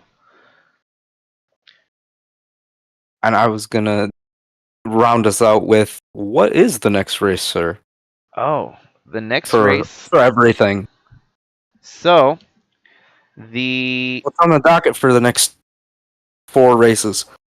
the trucks, we get to see them next Oh, I week guess at, it's down to 3 now. yes, well, down to 3 for the Cup Series. But with the trucks, we get treated to the East-West combination racing at Ricky Raceway. For those of you not familiar with Ricky Raceway, it's a very fascinating super speedway. Restrictor plates are off there, so they get up to about 210 miles an hour going into the turns. And honestly, the last 3 races in the Cup Series are going to be absolutely bonkers because we've got the Southern 500 next week, Gateway, which is a pretty good track, a 400-mile event at Gateway, and as always with the Sylvania Cup Series, closing out the championship at Indianapolis for the Indy 550. Yeah, you heard that right. 550 miles at Indy. That race is going to be another grueling long one, but it'll be for all the marbles at the end of the season. So we could just basically host a watch party and chime in here and there, Yeah. Sounds like it'll be fun, exciting next couple weeks. Few things I plan to get updated is our screen here that you're seeing, our ad screen. Some of the ads are, I guess, obsolete now since some of the series aren't going.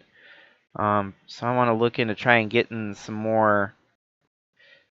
Give some other people some credit where credit's due. Maybe get give credit to the painters. Use it as a display on those that have put as much work into this series as I have. So I think it's time that we call it a night here, James. Thanks Couldn't again agree for. with you more, Jacob. This was a blast, man. I'm looking forward to the next couple races. This should be fun. As crazy as it sounds, this was actually a big weight off my shoulders because I put so much emphasis on this race. So thank you, everyone.